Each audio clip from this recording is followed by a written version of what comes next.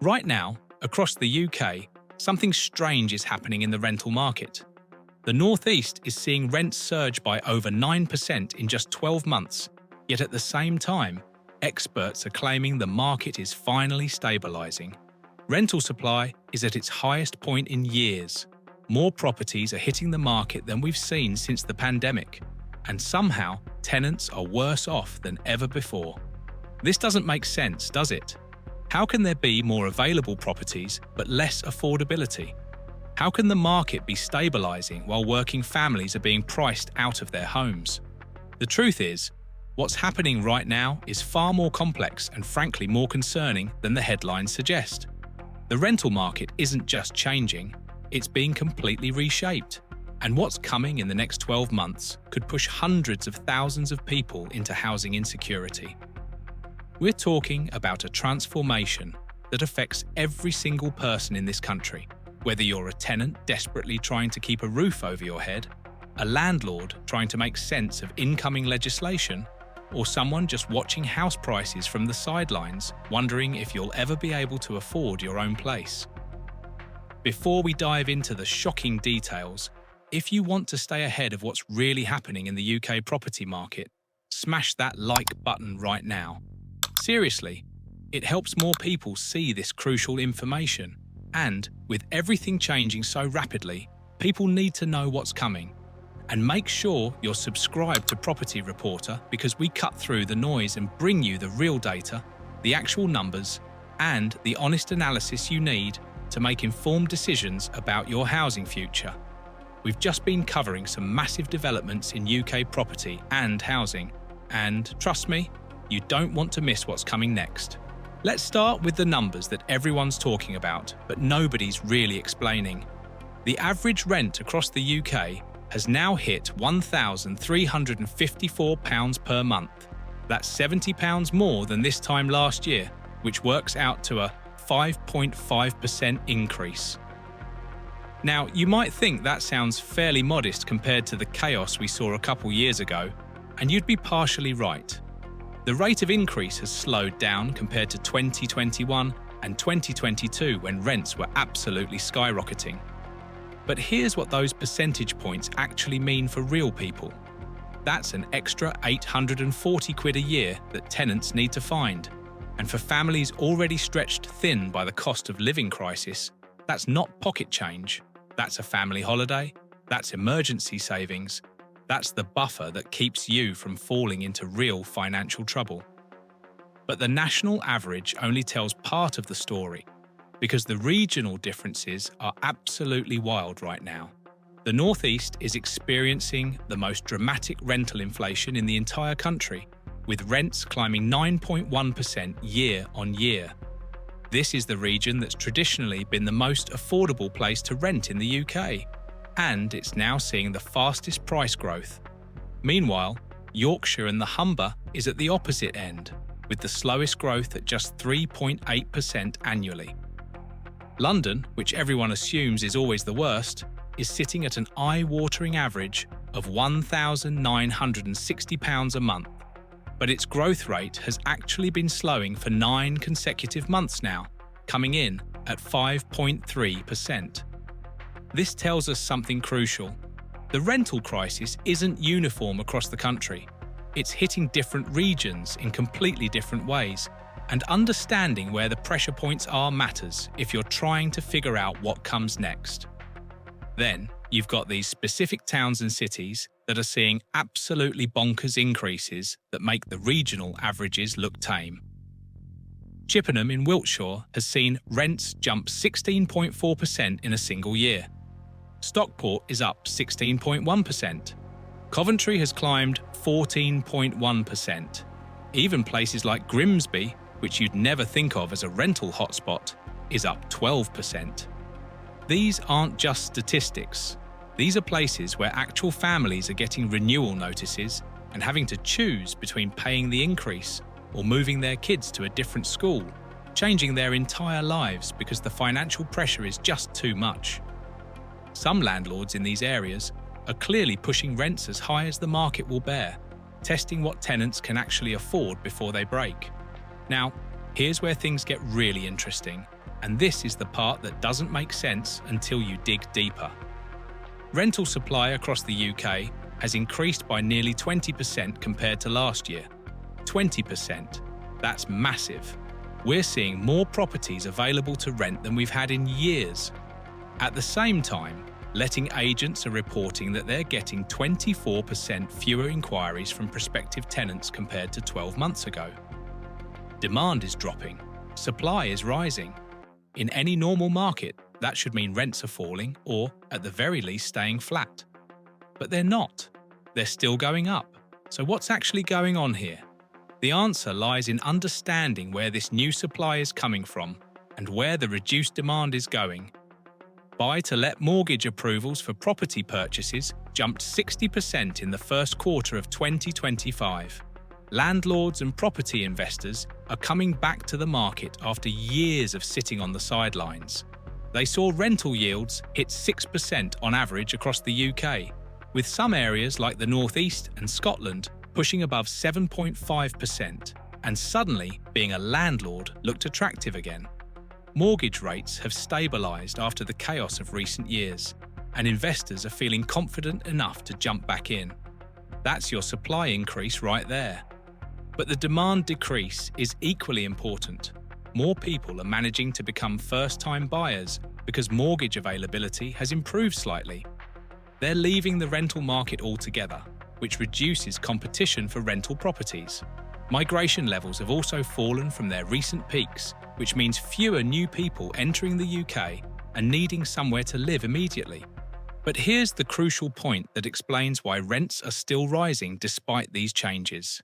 Nearly 3/4 of landlords are reporting 0% vacancy rates. 0. Their properties are fully occupied. Yes, there are more properties available on the market at any given moment, but they're still getting snapped up quickly. The fundamental problem hasn't changed. There still aren't enough homes, period.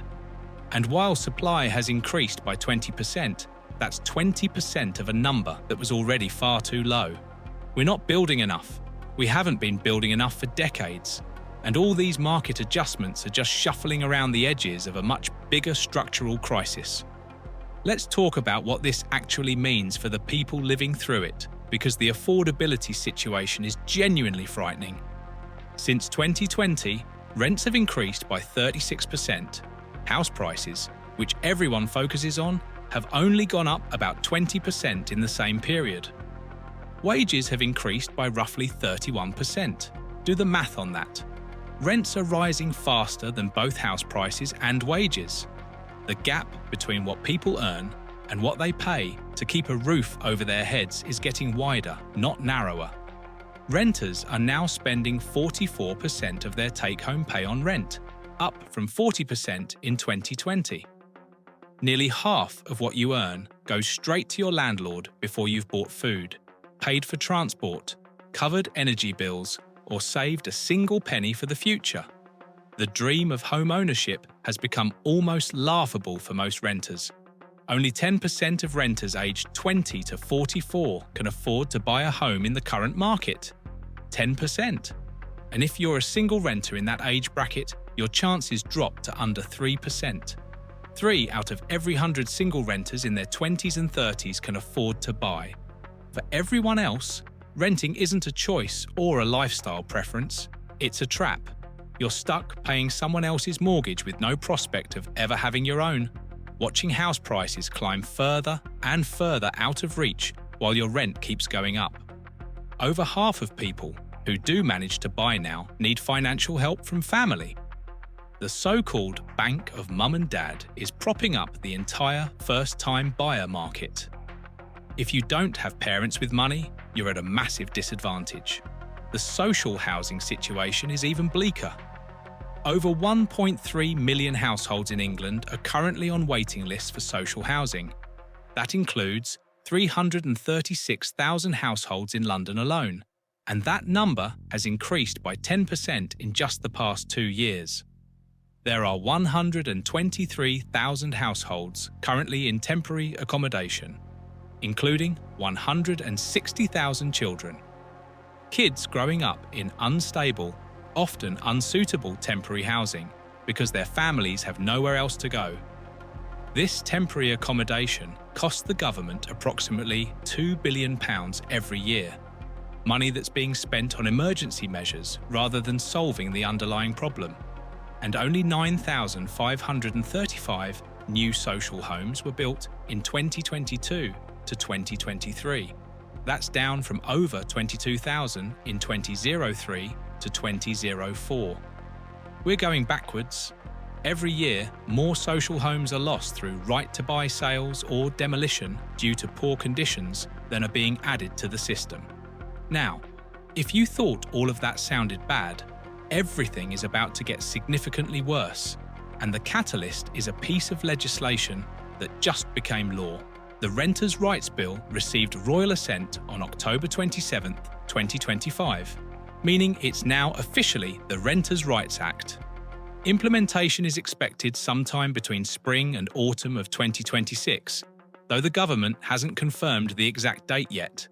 They've promised to give landlords and letting agents sufficient time to prepare for what they're calling the biggest overhaul of the private rental sector in over 30 years. So what does this act actually do? The headline change is the abolition of Section 21 evictions, known as no-fault evictions. Under the current system, a landlord can serve a Section 21 notice and force a tenant to leave without giving any reason whatsoever. It's one of the leading causes of homelessness in the UK because tenants have almost no protection. You could be a model tenant, paying rent on time, keeping the property in perfect condition, and your landlord can still kick you out with just 2 months' notice simply because they feel like it. The new Act removes that power entirely. Landlords will now have to use Section 8 notices, which require them to specify valid legal grounds for eviction. Things like significant rent arrears, antisocial behaviour, or if they genuinely need to sell the property or move in themselves. For tenants, this is huge. It means you can actually challenge poor living conditions or unfair treatment without the constant fear that your landlord will retaliate by evicting you. The Act also abolishes fixed-term tenancies entirely. Every tenancy will become periodic, which means rolling month to month with no end date.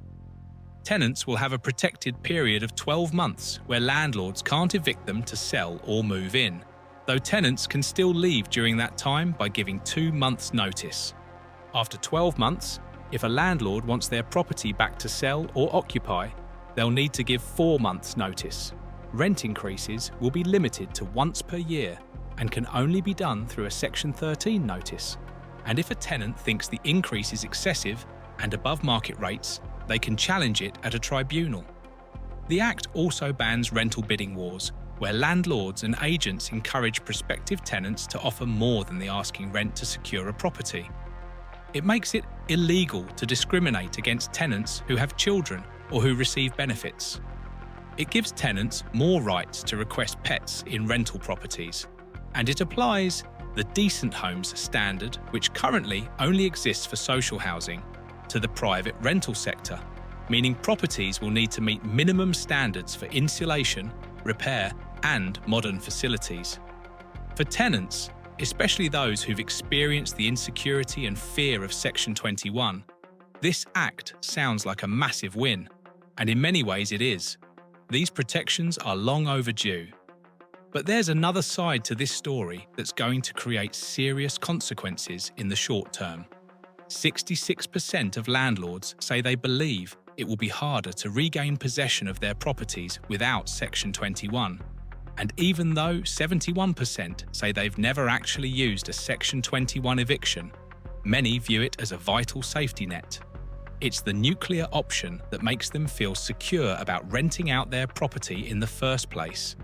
Take that away, and a lot of landlords are re-evaluating whether they want to be landlords at all.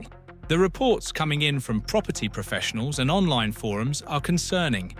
Hundreds, possibly thousands of landlords are issuing final Section 21 notices right now, before Christmas, to get their properties back before the Act comes into force. These landlords aren't planning to find new tenants. They're planning to sell. They're exiting the market entirely. For the tenants receiving those notices, this is devastating. You're being forced out of your home through no fault of your own, right before Christmas, at a time when rental properties are scarce and competition is fierce. Many will struggle to find anywhere suitable. Some will end up in temporary accommodation. Others will be forced to move in with family or leave the area entirely. And when those properties are sold, they're not staying in the rental market. They're becoming owner-occupied homes, which shrinks the pool of available rental properties even further. This brings us to a bigger problem that's been building for years. 30% of landlords have already quit the market entirely. 50% of landlords surveyed by HMRC say they're considering leaving. The private rental sector hasn't grown since 2016. It's actually shrunk back to the size it was nearly a decade ago. And now we're adding a major legislative change that, while beneficial for tenant rights, is going to accelerate this exodus in the short term. Why are landlords leaving? The Renters' Rights Act is one pressure, but it's far from the only one. There's ongoing debate about energy performance certificate requirements, with proposals that all rental properties must reach EPC Level C by 2028. Bringing older properties up to that standard is expensive, sometimes prohibitively so, and many landlords are deciding it's not worth the investment. Landlords who are staying in the game are facing enormous costs for building safety remediation following the Grenfell disaster, dealing with damp and mould issues, and upgrading existing housing stock to meet new regulations. Over £50 billion is expected to be invested in existing social and rental housing stock over the next 5 years, which represents 43% of social housing turnover. That's money going into maintaining and upgrading what already exists, rather than building new homes. And in April of this year, Awab's law was implemented for social housing, requiring landlords to repair dangerous hazards like damp and mould within specific timeframes. It's expected to extend to private rentals as part of the Decent Home Standard under the new Act, which means more costs, more compliance requirements, and more risk for landlords. The result of all these pressures is a prediction that many experts are making with increasing confidence. The private rental sector could shrink drastically in 2026. Not slightly, drastically. We're potentially talking about tens of thousands of properties leaving the rental market in a single year. And that creates the perfect storm. Because while supply is contracting, demand isn't going anywhere. The UK population is ageing rapidly. The proportion of people aged 65 and over is expected to increase by 50% by 2039. These older people aren't just staying in their homes, they're often living in larger properties that families desperately need. But there's enormous political and social resistance to any policy that would encourage or force downsizing. The UK needs 300,000 new homes built every year just to keep pace with demand and start making a dent in the existing shortage. We're currently building around 230,000. That's a shortfall of 70,000 homes every single year, and it's been that way for over a decade. Compared to similar European countries, the UK has a backlog of 4.3 million missing homes that were simply never built. 4.3 million. That's not a number you solve quickly. The planning system is a nightmare of delays and rejections. We're seeing the fewest number of planning approvals in over a decade. Developments that should be straightforward get stuck in bureaucratic hell for years. And by the time approval comes through, economic conditions have changed and developers can't make the numbers work anymore. The construction industry is also facing a massive labour shortage. We need at least 225,000 additional workers by 2027 to meet even current demand, let alone the increased building rates we actually need. Brexit reduced the available workforce. An ageing demographic means fewer young people entering trades, and the pay and conditions in construction aren't attractive enough to pull people in from other sectors. So you've got demand that's structurally locked in and growing, and supply that's both insufficient and actively shrinking in the rental market. What happens next is predictable and ugly. Rents are going to continue rising, and probably faster than they did this year. Current predictions suggest we could see rent increases of between 5 and 10% in 2026, which is significantly higher than the 2.4 to 5.5% we've seen this year. That's on top of the 36% increase since 2020. For a tenant paying the UK average of £1,354 a month, a 10% increase means finding another £135 a month, or over £1,600 a year. Where's that money supposed to come from? Homelessness is already up 8% this year, and that was before the mass Section 21 evictions that are likely coming before Christmas and before the full impact of the Renters' Rights Act plays out. London boroughs are reporting a £330 million overspend on homelessness services. They're legally required to provide temporary accommodation to qualifying households, but the costs are spiralling out of control. The gap between what councils spend on temporary accommodation and what they receive back from government housing benefit subsidies hit £140 million in 2024 to 25, up 45% from the year before. If these trends continue, more boroughs are going to need emergency financial support from central government. Some may even issue Section 114 notices, which are essentially declarations of bankruptcy. Councils going bankrupt because they can't afford to house homeless residents is a shocking indictment of how broken the system has become. The social housing sector can't absorb the overflow either. They're already overwhelmed with over 1 million households on waiting lists, and they're building fewer new homes than they were 20 years ago. Temporary accommodation is stretched to breaking point. Private landlords are leaving. Social housing can't expand fast enough, and people still need somewhere to live. The only way this ends is with more people falling through the cracks into genuine housing insecurity. But here's something interesting, and it's a small ray of hope in an otherwise pretty bleak picture. Liverpool has been trying something different, and it's actually working. Instead of creating an adversarial relationship with landlords, Liverpool City Council is actively supporting them. They offer grants of up to £10,000 to landlords who will renovate properties that aren't currently suitable for letting and then lease them to the council as social housing for a guaranteed 5-year period. £10,000 can cover a new kitchen, a bathroom, carpets, and decent decorating. It brings an empty or substandard property back into productive use. The landlord gets a guaranteed income stream with no voids and no problem tenants because the council manages everything.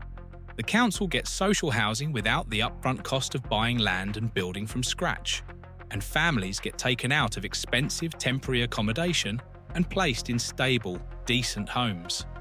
This model works because it recognises that landlords aren't the enemy. Most landlords are ordinary people with 1 or 2 properties trying to make a reasonable return on their investment. They're not mega corporations or slum landlords, though those exist and absolutely should be dealt with harshly. But penalising all landlords with regulation after regulation, cost after cost, and making it harder and riskier to rent property doesn't solve anything. It just drives more of them out of the market. Liverpool's approach says, let's work together.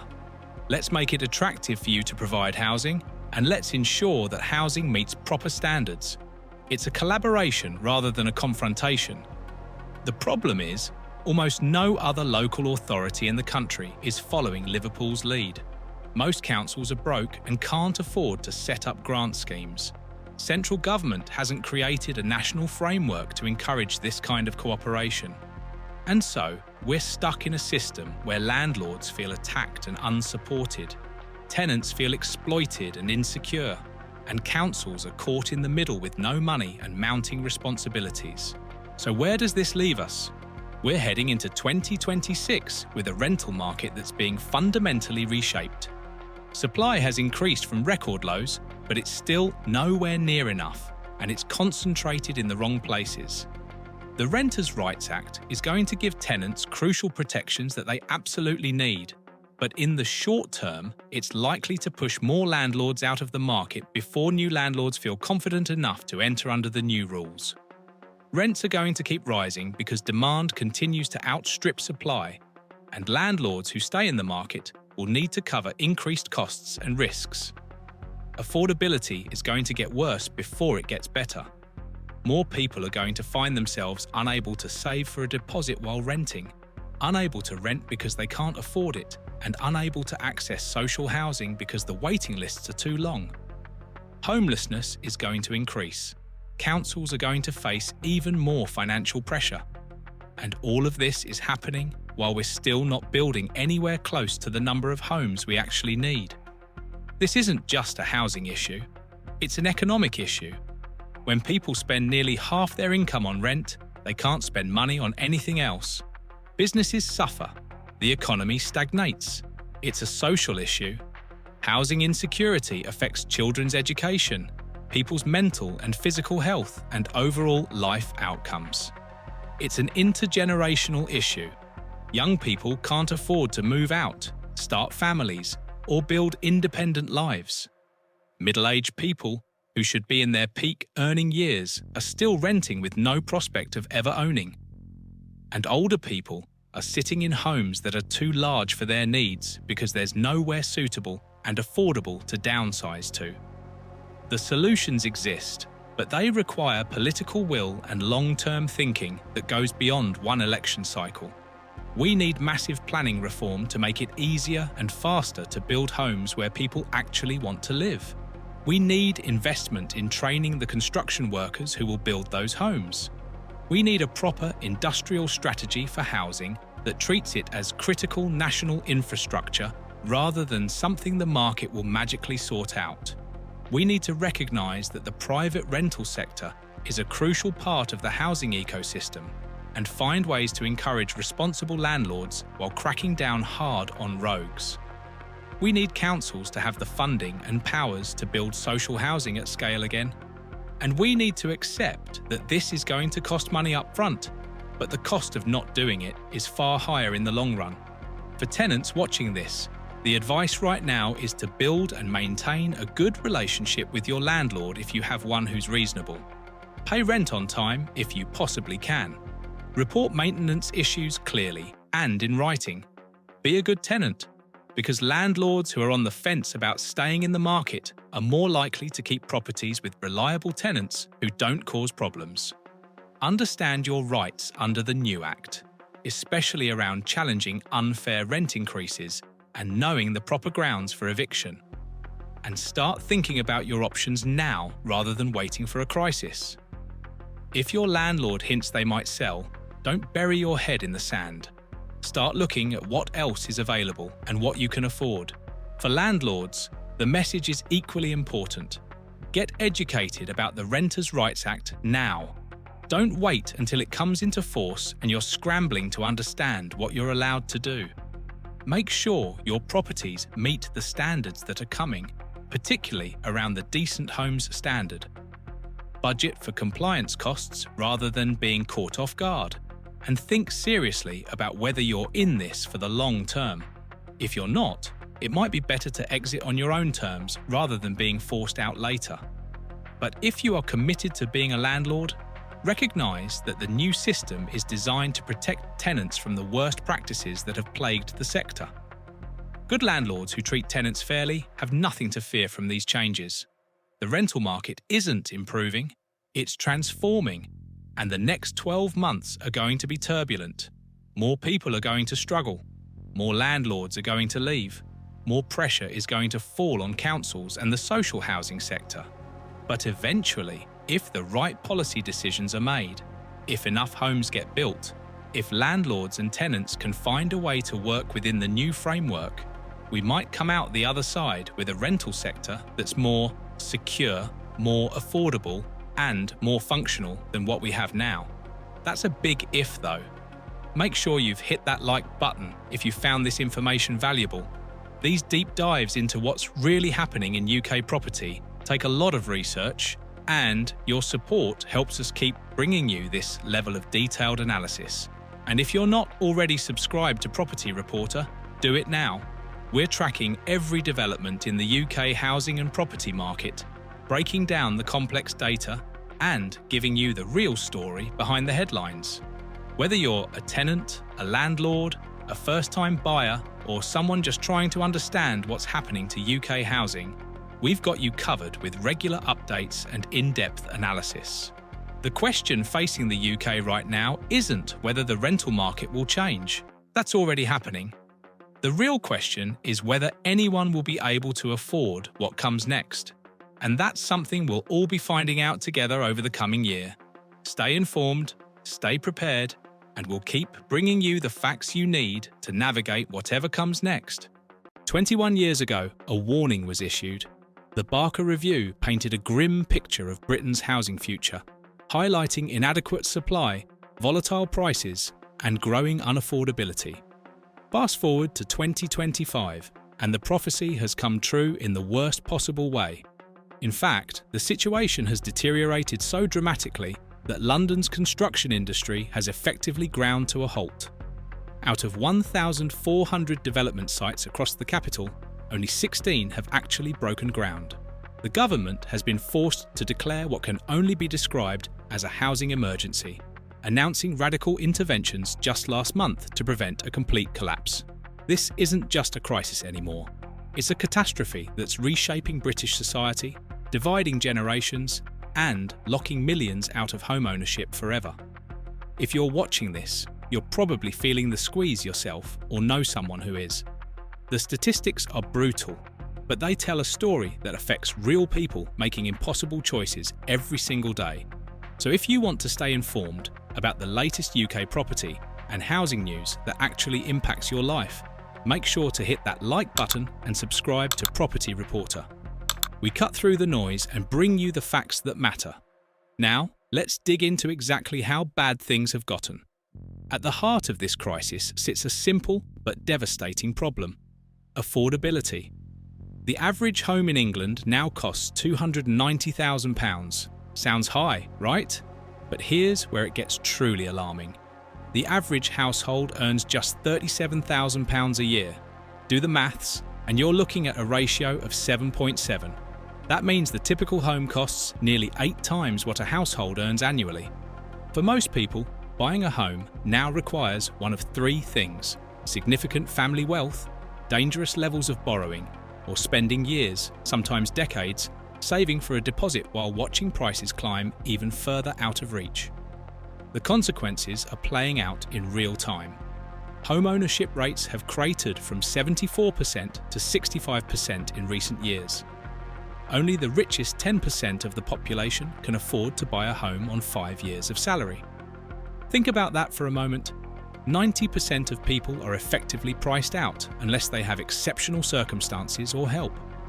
And if you're renting, you're already spending a third of your income on housing, with rents surging by nearly 9% annually. The system isn't just broken, it's actively widening inequality and threatening to split society into 2 distinct classes: those who own property and those who never will. Some people point to the past year showing marginal improvements in affordability, but this barely scratches the surface of the long-term disaster. Affordability today is worse than it was in 2004, and more than twice as bad as the 1970s.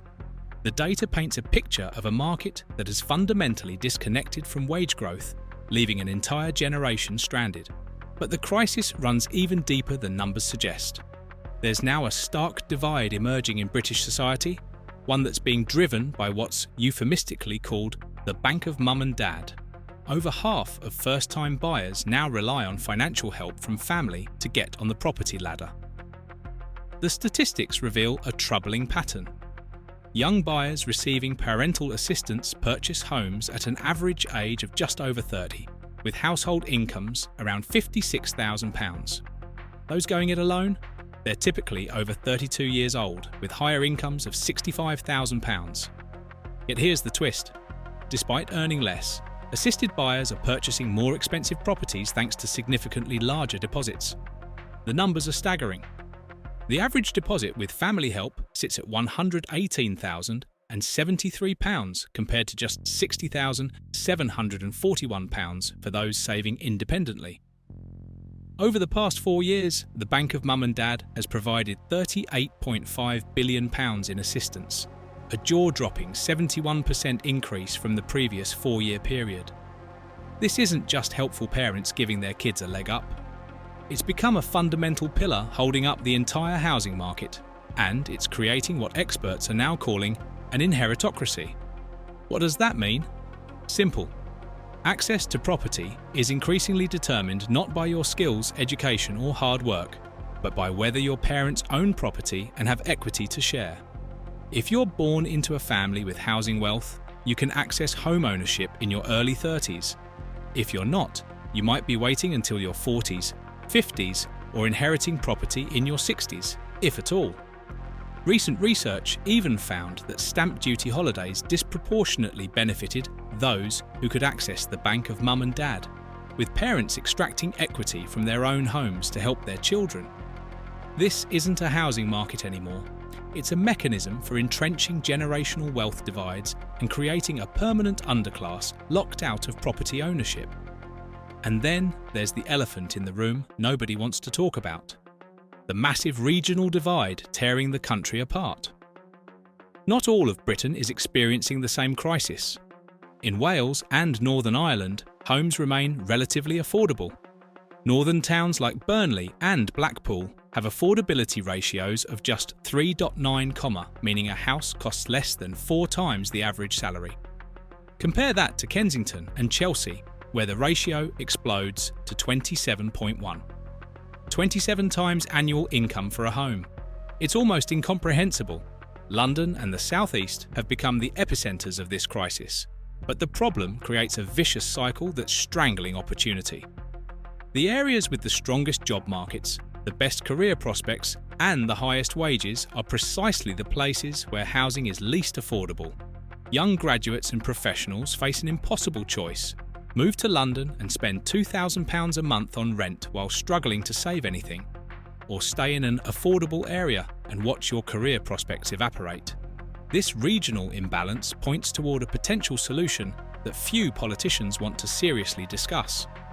If the economy could be genuinely rebalanced, directing high-quality jobs and investment to regions where housing remains affordable, pressure might ease. At the same time, building significantly more homes in high-growth areas could reduce the bottlenecks pushing prices into the stratosphere. But that requires political will, long-term thinking, and coordination between local and national government. And right now, those things are in desperately short supply. If you think that sounds bad, wait until you hear what's happening in London. The capital's housing construction has suffered what can only be described as a catastrophic collapse. In the first quarter of 2025, just 347 affordable homes were started. By the second quarter, new starts had plummeted by 59%. Across more than a third of London's boroughs, there were 0 construction starts on major developments. 0. Out of 1,400 development sites across London, only 16 have actually begun building. The city is on track to deliver less than 5% of its annual target of 88,000 homes, by far the worst performance in 2 decades. Housing starts have fallen by more than 90% compared to just 2 years ago. Sales have collapsed to crisis levels, with only 5,933 new homes sold in the first 9 months of 2025. That's a fraction of the 22,000 per quarter needed to meet targets. At price points below £600 per square foot, where most Londoners actually buy, sales to individual owner-occupiers have been described as virtually non-existent. Industry insiders are now calling London a no-go zone for housing investment. The market hasn't just cooled, it's frozen solid. The implications are terrifying. Without new supply, London's rental market will be severely undersupplied after 2027, likely sending rents soaring even higher. Homelessness will worsen. Young workers will be pushed further out into commuter zones or simply leave the city altogether.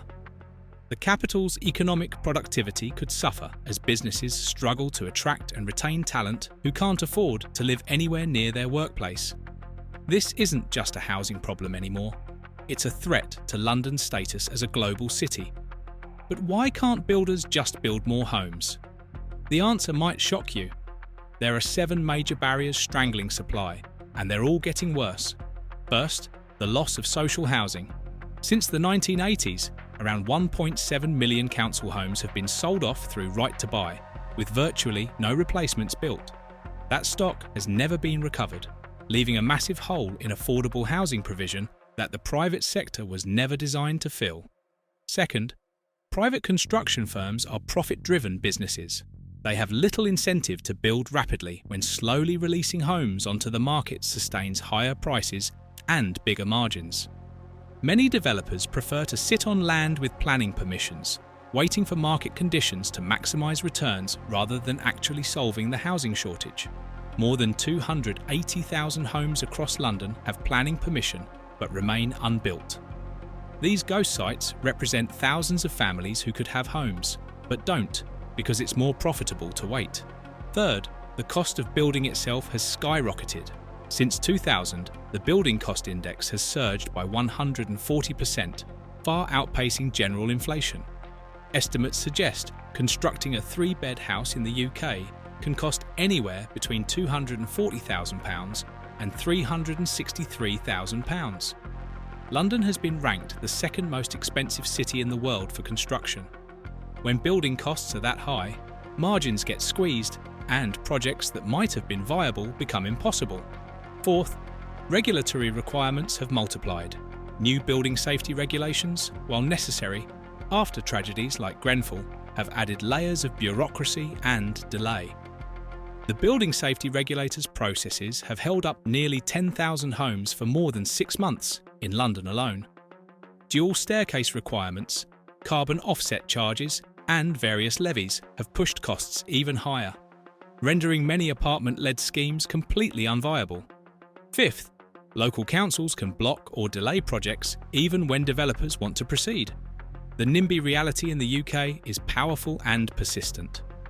Residents understandably don't want their neighbourhoods transformed, creating political pressure on councillors to reject development. Planning approvals in London have plummeted to their lowest level since 2006, with just 966 projects approved in the year to June 2025. Sixth, the UK population has increased faster than expected, adding 8.1 million people since 2004.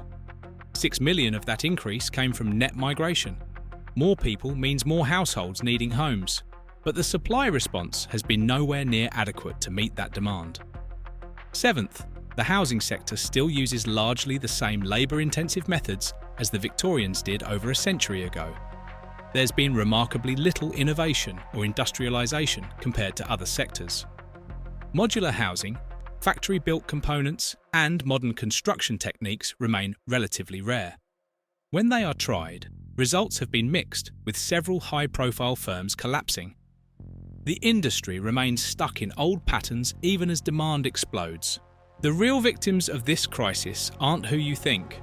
Beyond the statistics and policy debates, real human costs are mounting every single day.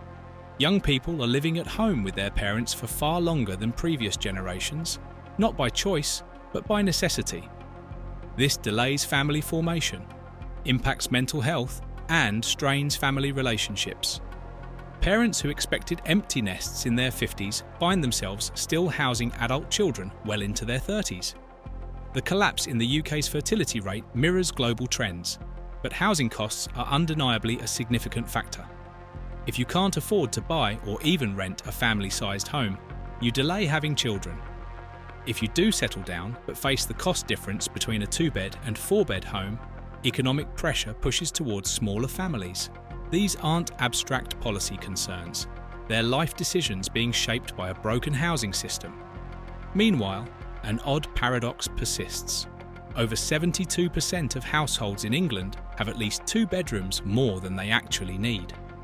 This under-occupation typically involves older single people or couples in large family homes who find it difficult, expensive, and stressful to downsize. Higher stamp duty discourages people from moving, creating inefficiency in the market. The UK's home buying process is notoriously archaic, time-consuming, and one of the worst in the developed world. The average transaction takes over 6 months compared to just 69 days in the United States. This friction keeps people trapped in unsuitable properties, even when they might want to move. For those stuck in the private rental sector, conditions are often grim. 8% of private rentals are overcrowded, lacking sufficient bedrooms to avoid cramped living conditions. Rents have risen relentlessly, yet landlords are increasingly pulling out of the sector, often citing regulatory burdens and tax changes. There's a shift toward larger corporate landlords, but the fundamental problem remains. The sector hasn't kept pace with surging demand, creating intense price pressure that shows no signs of easing. And just when you thought it couldn't get worse, the homelessness crisis has exploded into a full-blown emergency. 1 in 50 Londoners is now homeless and living in temporary accommodation. That's not rough sleeping statistics. That's people in emergency B&Bs, hostels and unsuitable temporary housing. Across London, 336,366 people sit on council waiting lists for social housing, many waiting years with little hope of ever reaching the top of the list. Local councils collectively spent £2.8 billion on temporary accommodation in recent years, a staggering 180% increase over just 5 years. Of that, £844 million went to emergency B&Bs and hotels. Think about how inefficient that is. That money could have built permanent social housing, creating long-term solutions, and even generating rental income for councils. Instead, it's being burned on emergency crisis management, lining the pockets of hotel chains while failing to actually solve the problem for struggling families. The latest data shows rough sleeping itself continues to climb.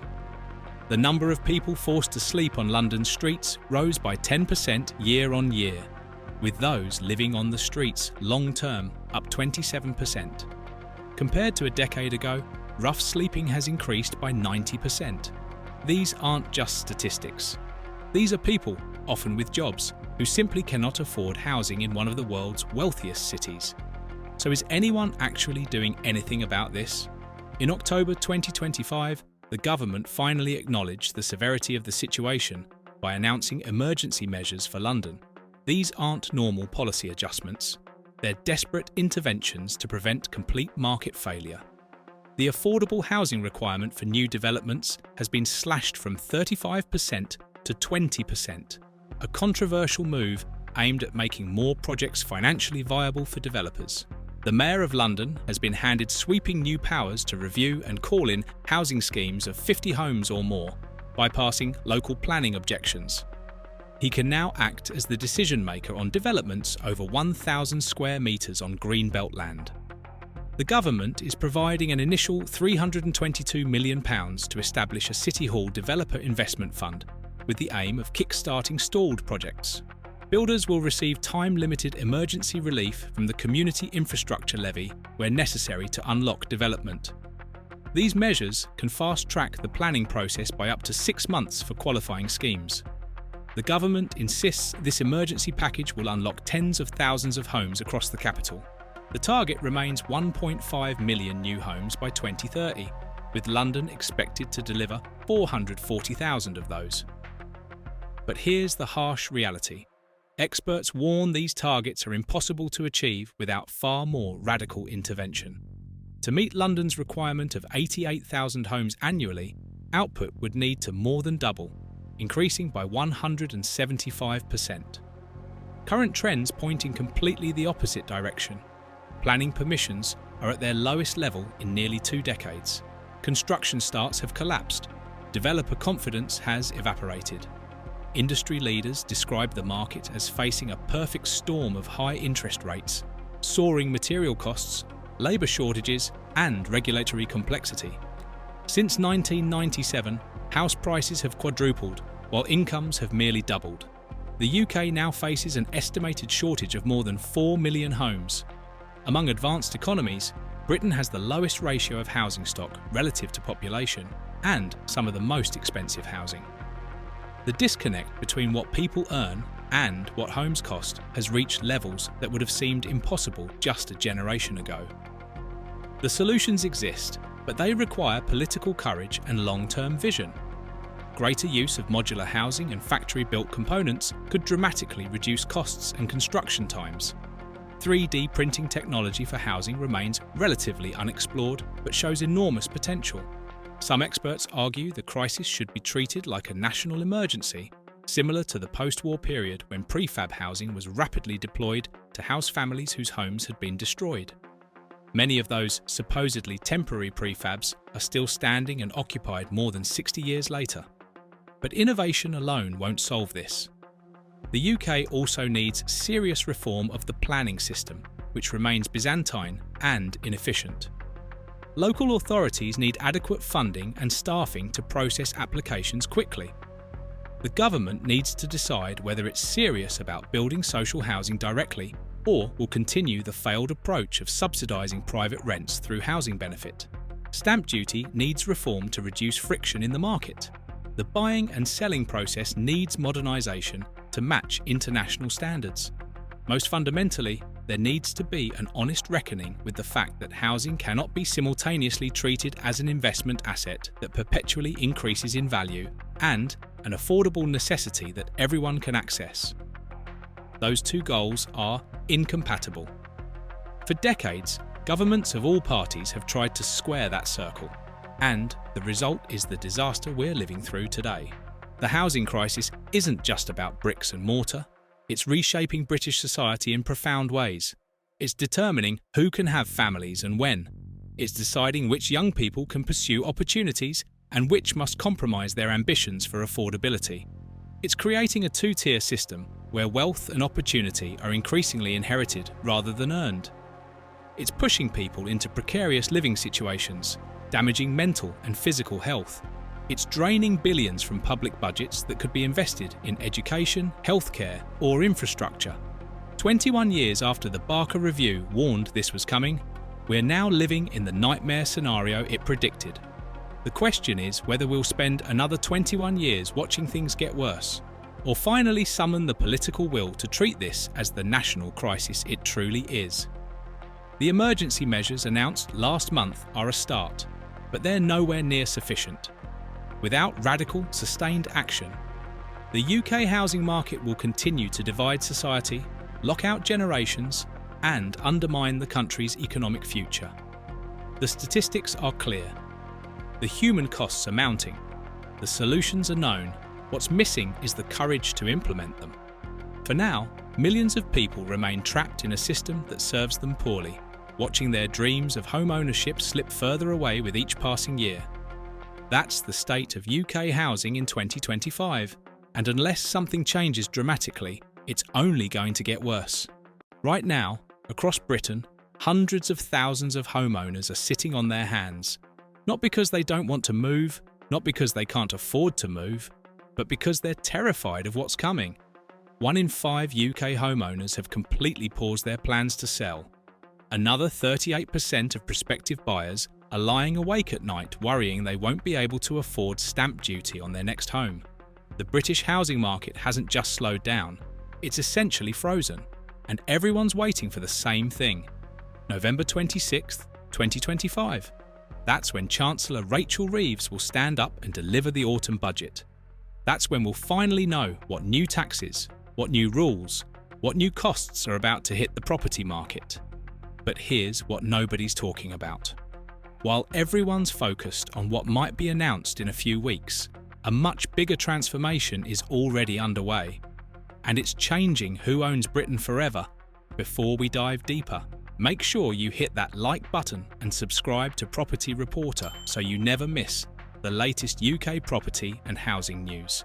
We're tracking every development in this market, and trust me, you'll want to stay updated on what's coming next.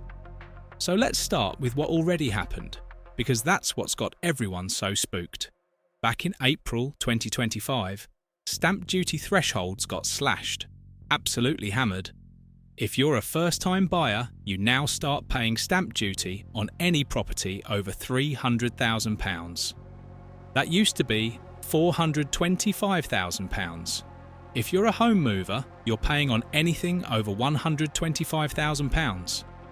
That used to be £250,000. For the average buyer, That's an extra £2,500 straight out of their pocket. And if you remember March 2025, the panic was real. There were 177,000 property transactions that month. That's more than double the previous March. Everyone was racing to beat the deadline. Then April arrived. The higher thresholds kicked in, and the market didn't just slow down, it collapsed. Transactions dropped off a cliff. Buyer demand fell 8% compared to the previous year. But that April shock was just the beginning. Now the rumour mill is in absolute overdrive. Every week brings new speculation about what Rachel Reeves might announce on November 26th. And some of these rumours are genuinely terrifying if you own property. There's talk of replacing stamp duty altogether with an annual property tax on homes worth more than £500,000. Imagine that. Instead of paying once when you buy, you'd pay every single year just for owning your home. Then there's speculation about capital gains tax being applied to main homes above certain values. Currently, your primary residence is exempt from CGT when you sell.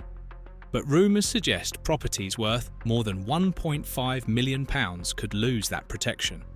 Landlords are hearing whispers about national insurance being charged on rental income, new council tax bans targeting expensive properties, particularly in London and the South East, spreading stamp duty payments over several years instead of one lump sum.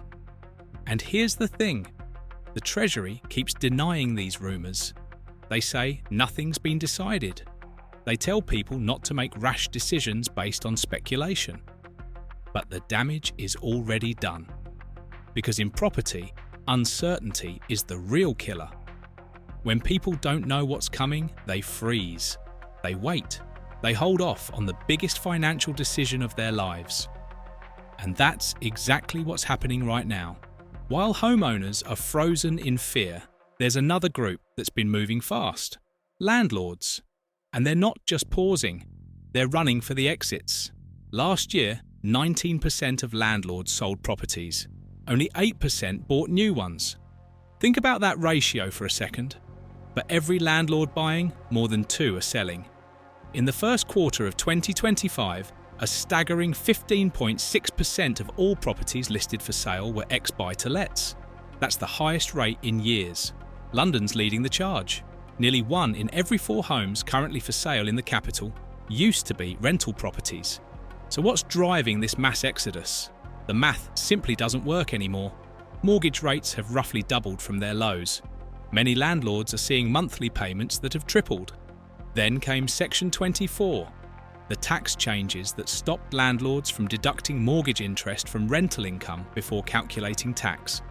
That alone wiped hundreds of pounds per month off profit margins. Stamp duty surcharge for additional properties jumped to 5% in April. Capital gains tax allowances got slashed, and CGT rates themselves are rising from April 2025, which pushed even more landlords to sell before the deadline hits. The autumn 2024 budget was the final straw for thousands of them. But there's something really interesting happening. Something that should concern every renter in Britain. Yes, small landlords are fleeing the market in droves, but corporate landlords, they're scaling up. Over 400,000 buy-to-let companies are now registered in the UK. That number has exploded by 332% since 2016. Last year alone, a record 61,517 new limited companies were set up to hold rental property. That's a 23% increase on what was already a record in 2023. Right now, 680,000 properties across England and Wales are held in corporate structures. And that number's growing by 70,000 to 100,000 every single year. Here's what's really happening. Your traditional landlord, the person with 1 or 2 flats, maybe a small portfolio, they're getting squeezed out by regulations and taxes. But big corporate players, they can absorb the costs. They have tax efficiency through corporate structures. They have economies of scale. They can weather short-term losses that would bankrupt individual landlords. So while the headlines scream about landlords leaving the market, the reality is more nuanced. Small landlords are exiting. Big corporate landlords are taking over.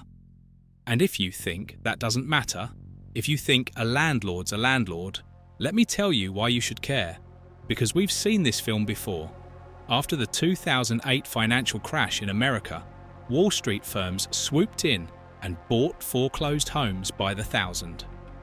Companies like Blackstone, Progress Residential, and Invitation Homes became major property owners almost overnight.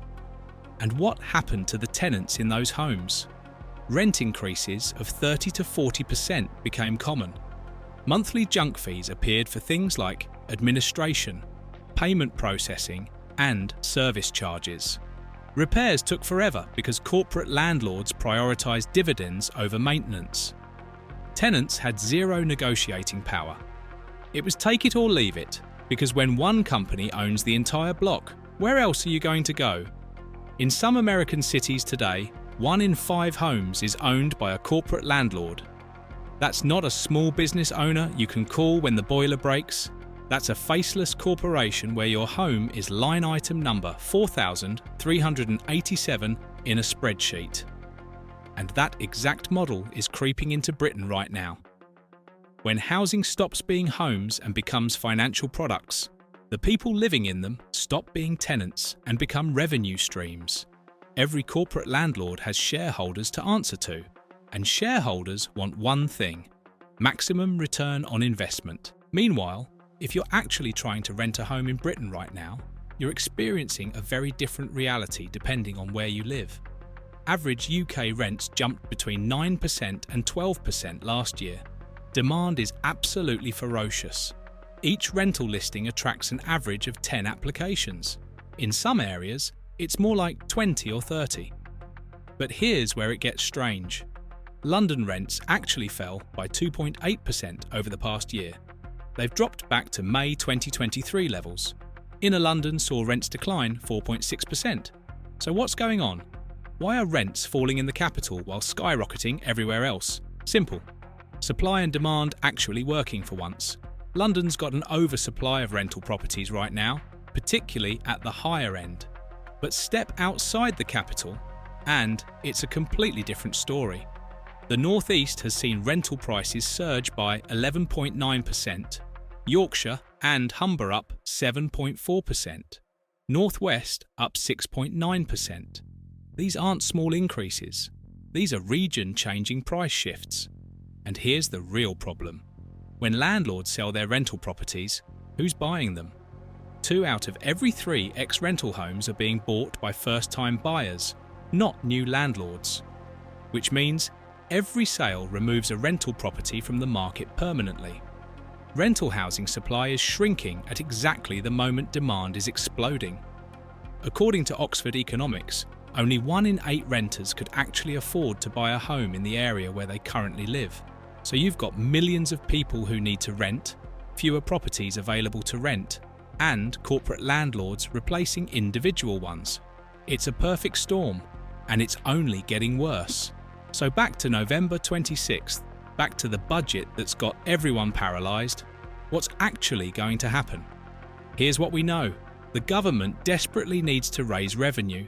Public spending commitments are massive. The fiscal situation is tight. Property makes an easy target because wealth in bricks and mortar is visible.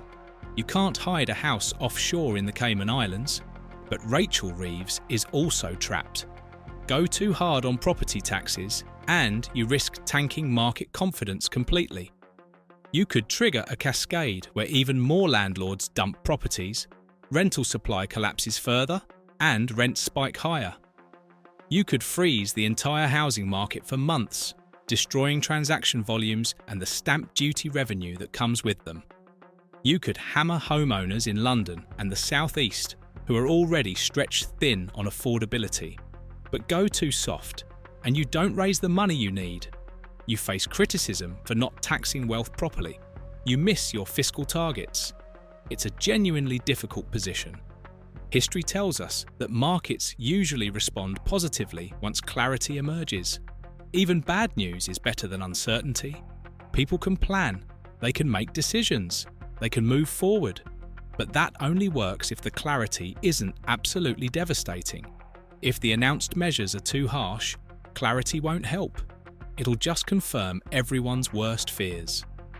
But here's what bothers me. Everyone's obsessing over what gets announced on November 26th. The entire property market is holding its breath for one speech, one budget, one set of policies. And I get it. Those policies matter. They'll affect millions of people. They could cost or save individuals tens of thousands of pounds. But while we're all staring at the budget, mesmerised like rabbits in headlights, we're missing the bigger picture. This isn't really about one budget. It's about the direction Britain's been travelling for years. Home ownership in the UK peaked at over 70% in the early 2000s. Since then, it's been sliding backwards. Private renting has surged. More young adults are living with their parents than at any point in modern history. The average age of a first-time buyer keeps climbing. Property prices in relation to wages have become completely disconnected. We're watching Britain transform from a nation of homeowners back to something that looks remarkably like the 19th century. Back then, most land and property was owned by a tiny elite. Aristocrats, the crown, the church. Ordinary people rented. Full stop. Through the 20th century, that changed. The government built millions of homes. Wages rose faster than house prices. Home ownership soared from just 10% at the start of the century to over 70% by 2000. For one brief, shining moment, Britain was a nation where ordinary people could own their homes. But that peak is now reversing. Government house building collapsed. The private sector took over, and housing became financialised. Except this time, the tiny elite who own everything aren't aristocrats. They're pension funds, private equity firms, and corporate landlords. They're institutional investors who see British homes as assets in a global portfolio. 1 in 5 British homeowners are frozen right now, waiting to see what the Chancellor announces. Hundreds of thousands of people have put their lives on hold because they're scared of what's coming on November 26th. And those fears are completely justified. The changes could be significant, the costs could be substantial. But while everyone's focused on the budget, the real transformation keeps rolling forward. Small landlords are being replaced by corporate ones. Home ownership rates continue their long decline. An entire generation is being locked out of property ownership entirely. The rental sector is consolidating into fewer, bigger hands. Britain is becoming a nation of permanent renters, paying corporations for the basic human need of shelter. So yes, watch the budget on November 26th. Yes, pay attention to what Rachel Reeves announces. Those details matter. But don't lose sight of the bigger question. The question nobody in power seems willing to ask. In 10 years, will ordinary Britons own homes at all? Or will we have completed the circle back to the 19th century, where a tiny elite owns the land and everyone else pays rent forever? The budget might freeze the market for a few more weeks. These structural changes are reshaping Britain for decades, and the clock's already ticking. London, once the beating heart of a global empire, now home to a crisis that's tearing apart the fabric of one of the world's most iconic cities. More than 1 in 4 Londoners are living in poverty today. Homelessness is 8 times the national average, and while families are being pushed onto the streets, nearly half of all property purchases in central London are being snapped up by foreign buyers who'll never even live there. This isn't just a housing problem anymore. It's a complete system failure that's locked an entire generation out of home ownership. And the numbers behind it are absolutely staggering. Right now, the median household in Britain brings home just under £37,000 a year. Sounds reasonable until you look at what they're up against. The median house price sits at £270,000. That's more than 7 times their annual income. But here's where it gets worse. To even qualify for a mortgage, you can't be spending more than 30% of your income on housing. That's the stress threshold that banks use. Do the math on a typical mortgage with a 10% deposit at 7% interest, and you're looking at payments of over £20,000 a year. That's more than half of what the median household earns, which means banks simply won't lend to them. You need a bank to buy a house, but the bank won't let you buy a house. It's a trap with no exit. Before we go further, make sure you hit that like button and subscribe to Property Reporter. We're bringing you the latest UK property and housing news that actually matters, cutting through the noise to show you what's really happening in the market. Don't miss out on the stories that affect your future. So how did Britain end up in this mess? The answer takes us back 4 decades to a decision that changed everything. Before 1980, house prices in the UK barely moved at all. And I mean barely. With inflation factored in, the house price index was at 47 in 1845. Over a century later, in 1960, it was still at 47. Prices were essentially flat for more than 100 years. At that rate, it would take 280 years for house prices to double. Then Margaret Thatcher became Prime Minister and everything changed. Thatcher's government deregulated the finance sector in a massive way. Before her reforms, most home loans came from building societies. These institutions worked differently than banks. When a building society made a loan, money moved from their deposit accounts to the borrower's account. Simple transfer, no new money created. But banks operate on a completely different principle. When a bank makes a mortgage loan, it creates new money out of thin air. The bank's assets go up by the loan amount, and so do their liabilities in the form of new deposits. This expands the money supply, pumps more cash into the housing market, and drives prices through the roof. After Thatcher deregulated mortgage lending, banks took over from building societies as the main lenders, and that's when household debt absolutely exploded. Between 1980 and 2007, household debt increased by a factor of 4. It went from 20% of GDP to 80% of GDP. House prices followed the same trajectory, rising by 3% per year in real terms. At that new rate, prices were doubling every 23 years instead of every 280 years. The City of London made billions from this deregulation, but for average Britons, it was a disaster that keeps getting worse. The mechanism behind this is actually quite simple, but it creates a vicious cycle that's almost impossible to break. More mortgage debt pushes house prices up. Higher prices mean properties can be used as collateral for even bigger loans.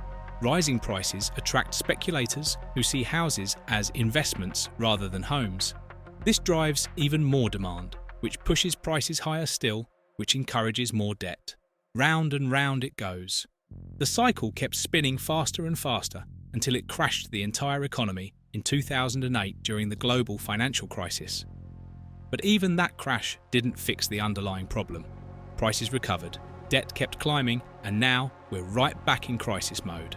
Today's London tells the story better than any statistic ever could. Walk through central London and you'll see gleaming luxury flats with their lights off night after night. Ghost homes owned by overseas investors who bought them purely as assets. Meanwhile, 45% of all property purchases in the heart of the capital are made by foreign buyers. These aren't people looking for a place to live. They're parking money in London real estate because it's seen as a safe investment. And who can blame them when prices just keep going up?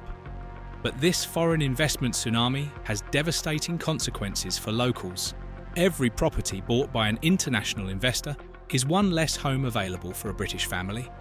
Prices get pushed even higher, further out of reach for ordinary workers. The human cost is written all over the city. Homelessness has skyrocketed to 8 times the national average. Families who've lived in London for generations are being forced out to cheaper areas, sometimes hours away from their jobs. Young professionals are resigning themselves to renting forever, watching their monthly payments disappear with nothing to show for it. The dream of home ownership has become exactly that for most people, just a dream, and the poverty rate keeps climbing. More than 1 in 4 Londoners now live below the poverty line. In one of the wealthiest cities on earth, a quarter of the population can't make ends meet. That's not a functional housing market, that's a broken system. But what if there was a way to fix this? What if we could reverse the damage done by decades of deregulated lending and foreign speculation? There are solutions out there, though they require political courage that's been in short supply. The first solution is called Property Income Limited Leverage, or PIL for short. Here's how it would work. Instead of letting banks lend whatever they want based on inflated house prices, mortgages would be limited to a multiple of the actual rental income a property could generate. Right now in London, house prices are roughly 25 times annual rental income. That's absurd. Under PIL, new mortgages would start at current ratios but then gradually decrease over time until they reached about 10-1. This would have a dramatic effect on the market. Houses would stop being attractive speculative investments because the leverage would be capped. You couldn't borrow massive amounts to gamble on ever-rising prices. Properties would return to being what they should be, homes for people to live in, not chips in a financial casino. Obviously, this would put downward pressure on house prices, which is exactly the point. For the millions of people currently locked out of home ownership, falling prices would be fantastic news. But for property-owning baby boomers sitting on paper fortunes, this would be political poison. And that's why PIL needs to be paired with a second solution. The second solution is the Affordable Housing Authority, or AHA. This is where things get really interesting. The AHA would provide upward pressure on house prices while simultaneously making it easier for low-income households to actually buy homes. Sounds contradictory, right? But here's the key. It would cut banks out of the equation entirely. Remember how banks are non-existent middlemen for median earners? They won't lend to people who can't afford sky-high interest payments. But what if there was a lender that didn't need to charge interest at all? Here's the math that changes everything. Take that median household earning £37,000 trying to buy a £270,000 house. With a 10% deposit and a 7% interest rate on a 25-year mortgage, they'd pay over £20,000 a year. That's more than half their income, so banks reject them. But remove the interest entirely, and the annual payment drops to just £9,300. That's 26% of their income, which falls below the stress threshold. Suddenly, home ownership becomes possible. So where would these zero-interest loans come from? The Affordable Housing Authority would be financed through government money creation. Not taxpayer money, not borrowed money, created money. The same way banks create money when they make loans. The difference is the AHA wouldn't need to charge interest because it's not trying to make a profit. It would lend to buyers earning median wage or below. Those buyers would use the funds to purchase homes. The money would go to the sellers. And then the buyers would repay just the principal over 25 years. No interest. No massive wealth transfer to banks who contribute nothing to the actual housing stock. Now, some people might call this socialist nonsense. But let me quote two famous capitalists who understood this principle a century ago. Henry Ford and Thomas Edison were campaigning for a massive hydroelectric project to be financed through government money creation rather than bank loans. Edison said the problem with bank financing was that for $30 million of their own money, the American people would be forced to pay $66 million when interest was included. He called it the terrible thing about interest. People who don't contribute any materials or do any work end up collecting more money than the people who actually build the project. The same logic applies to housing today.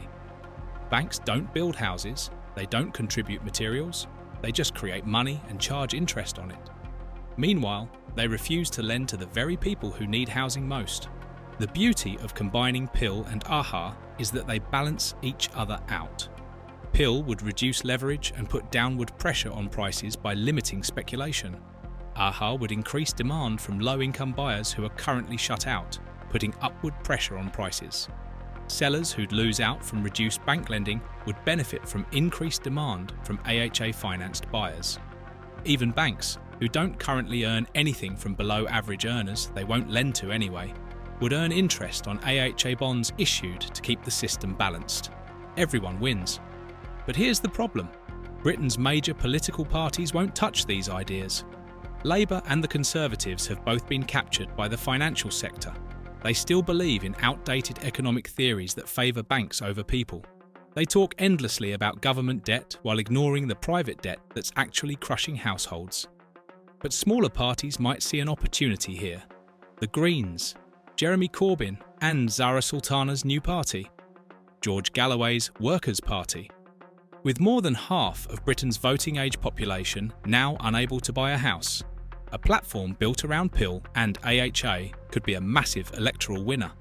It would give hope to millions who've been abandoned by the current system. The deeper issue that nobody wants to talk about is private debt itself. Politicians obsess over government debt figures, while private debt has ballooned to catastrophic levels. Household debt quadrupled as a share of GDP between 1980 and 2007. It crashed the economy once already, and it's climbing again. This private debt sits behind almost every social and economic problem Britain faces today. Young people can't start families because they can't afford homes. Workers can't save for retirement because rent swallows their income. Communities are being destroyed as long-term residents are priced out. And all of it traces back to the deregulation of mortgage lending and the explosion of private debt it created. The only real solution to excessive private debt is something called a modern debt jubilee. It's a way to reduce household debt without causing economic collapse. Ancient societies understood this principle. When debt became too burdensome, they'd declare a jubilee and wipe the slate clean. Modern economies need something similar, but designed for today's complex financial system. The idea is to create new money and use it to pay down private debts directly. This would reduce the debt burden on households while maintaining the money supply in the economy.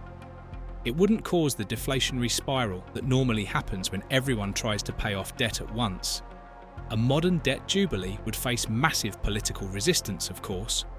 Banks would lose out on interest income. Wealthy people who don't need debt relief would complain about unfairness. But the alternative is worse. Without debt relief, the current system just keeps grinding forward, crushing more families under the weight of unaffordable housing and unpayable mortgages. At some point, the debt burden becomes so heavy that the economy collapses under its own weight. We saw it in 2008. We'll see it again if nothing changes. The question is whether politicians will find the courage to act before the next crisis hits. London's housing disaster didn't happen by accident. It's the direct result of policy choices made over the past 4 decades. Deregulating bank lending, allowing unlimited leverage on property purchases, permitting massive foreign investment without considering the impact on local residents. Each decision made sense to someone at the time, usually someone in the financial sector, but the cumulative effect has been devastating for ordinary people. A city that once offered opportunity to working-class families has become a playground for the global wealthy, with actual Londoners pushed to the margins. The solutions exist. Pill would limit speculation by capping leverage based on rental income. AHA would enable low-income buyers to purchase homes through zero-interest government loans. A modern debt jubilee would reduce the crushing burden of private debt. Together, these policies could reverse decades of damage and restore home ownership as a realistic goal for average earners. But implementation requires political will that's currently absent from Britain's major parties. Until voters demand change loudly enough, the crisis will only deepen. What's happening in London is a warning for other cities around the world. When finance is deregulated and property becomes a speculative asset rather than a basic need, ordinary people lose.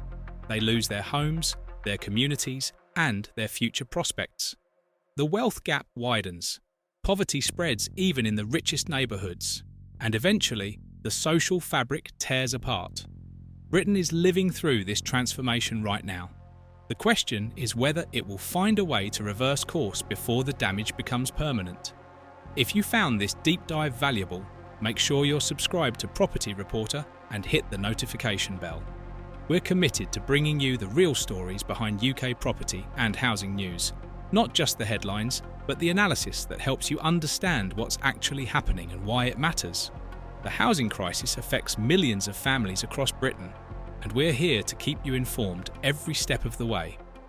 Drop a comment below with your thoughts on these proposed solutions. Could Pill and AHA actually work? What would it take to make politicians listen? Let's keep this conversation going, because the more people understand these issues, the harder it becomes for those in power to ignore them. The fight for affordable housing is far from over, and your voice matters in shaping what comes next. While landlords are fleeing the market and headlines scream about an imminent crash, a small group of investors is quietly building wealth at a pace we haven't seen in years. They're not waiting for the perfect moment, they're not paralyzed by fear, and they're certainly not listening to the same tired advice that keeps most people stuck on the sidelines. The question everyone's asking right now is whether 2025 is the right time to buy property, or if you should sit tight and wait for conditions to improve. But here's what nobody's telling you. That question itself is the trap.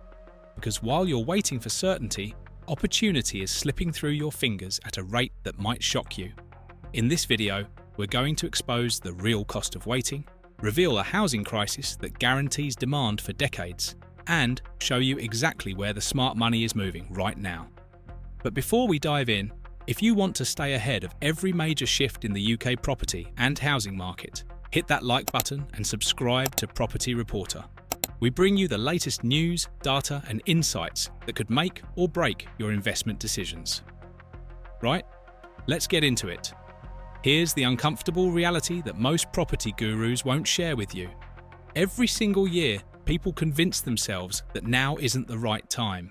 Interest rates are too high, prices are too inflated, a crash is coming, the headlines are too negative, there's always a reason to wait. And every year, those same people watch from the sidelines as prices creep higher, rents surge, and opportunities vanish. Let's talk about what waiting actually costs, because the numbers are brutal. Someone who didn't buy in 2012, thinking prices would fall further after the crash, has now missed out on well over 100 grand in capital growth. That's not even counting more than a decade of rental income that could have been covering their mortgage and building equity. Even people who paused during the uncertainty of 2020 and 2021 have missed roughly 50,000 in growth, plus one of the strongest rental markets in living memory. Think about that for a moment. 50,000 quid and years of rent, gone, because they were waiting for the perfect signal that never came. The myth of perfect timing has probably cost British investors more money than any crash ever could. Because here's the truth. The perfect time only reveals itself in hindsight. When conditions actually look perfect, when everyone's enthusiastic and prices are soaring, that's usually the worst possible moment to buy. And when it genuinely is a good time, when prices have corrected and opportunity is staring you in the face, it feels terrifying. The news is negative, banks are cautious, everyone thinks you're mad, so most people freeze. They wait for someone to tell them it's safe, and by the time it feels safe, they've already missed the window. But there's something even more important happening beneath the surface right now. Something that almost guarantees property will remain one of the strongest investments in Britain for decades to come. And it's a crisis that's been building for so long, most people have become numb to it. The UK is currently short 6.5 million homes compared to similar European countries. Let that sink in for a second. 6.5 million. That's not a temporary blip or a minor shortage. That's a structural crisis decades in the making. To put it in perspective, over 1.3 million households are sitting on waiting lists for social housing right now. Another 123,000 families are crammed into temporary accommodation, including 160,000 children. These aren't statistics. These are people who need homes and can't find them. The government keeps saying we need to build 340,000 new homes every year just to meet current demand. But we're not even close. Recent years have seen us build around 230,000 homes annually, and in some years we've barely cracked 200,000. We've been undershooting targets for so long that the backlog now sits at roughly 4.3 million homes. Even if immigration dropped to zero tomorrow, which obviously isn't happening, we'd still be 6.5 million homes short. The maths is simple and devastating. Demand is crushing supply, and it's going to stay that way for decades unless something dramatic changes. Which brings us to the investor's perspective. When demand massively outstrips supply for years on end, what happens to prices and rents? They go up. They keep going up, and they don't stop going up until either supply catches up or demand collapses. Neither is happening anytime soon. Now here's where things get interesting, and it's going to challenge what you've been hearing from the doom merchants. Everyone's been waiting for the next big crash, the housing market apocalypse that's supposedly right around the corner.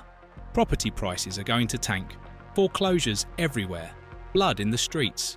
But what if I told you the crash already happened and you didn't even notice? Between mid-2022 and now, property prices have already fallen by around 15 to 20% in real terms. Not nominal prices, those have stayed relatively flat. But when you factor in inflation, which has been running hot, the real value of property has quietly dropped by a significant margin. This is what's called a silent correction. It does the same job as a dramatic crash, cooling the market and resetting prices, but it happens so gradually that it doesn't make headlines. Nobody panics. There are no emergency news bulletins, but the effect is the same. Right now, in late 2025, listings are up. Properties are taking longer to sell. Buyers suddenly have leverage again. These are not the signs of a market about to crash. These are the signs of a market that's already corrected and is now stabilizing. If we were truly heading into a bubble-bursting manic crash scenario, we'd be seeing the opposite. Prices would be skyrocketing. Buyers would be paying whatever it takes. Lending would be reckless. That's not what's happening. The market has cooled. It's found a new equilibrium. And while everyone's still waiting for the dramatic collapse, the smart investors are recognizing this for what it is, a window. So if the market's already corrected and the housing shortage isn't going anywhere, where exactly should you be looking? Because not all property is created equal, and not all regions offer the same returns. Let's talk about where the smart money is quietly moving right now. Manchester and Birmingham are absolutely printing money for investors who know what they're doing.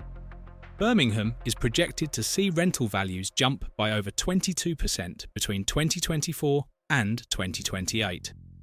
Manchester's economic growth is outpacing the national average, and rental yields in both cities are comfortably sitting in the 6 to 7% range for standard buy-to-let properties. But here's where it gets even more interesting. If you're willing to go slightly more hands-on, houses in multiple occupation are delivering average yields of 8.4%. That's nearly double what you'd get from a typical single-let property in many parts of the country. The maths is simple. Renting out rooms individually to multiple tenants brings in significantly more than renting to one household. Yes, there's more management involved. Yes, there are stricter regulations. But for investors who can handle that, the returns speak for themselves. Then there's social housing, which almost nobody talks about, but might be one of the smartest plays available right now. With over 1 million households on waiting lists and local authorities desperate for accommodation. Social housing offers lease lengths of 10 to 25 years. Think about that. 25 years of guaranteed income with virtually zero void periods. No chasing tenants, no worrying about whether someone's going to renew. Housing associations typically handle all the management. It's about as close to passive income as property gets. And with the government pushing hard to increase social housing supply, the sector is only going to grow. Northern regions like the North East and Yorkshire are also worth a serious look. Properties in places like Sunderland start from around 56 grand, Bradford from about 59 grand. That's 2 to 3 times more property for your money compared to the south. And these aren't dead zones. They're cities with universities, regeneration projects, and genuine rental demand.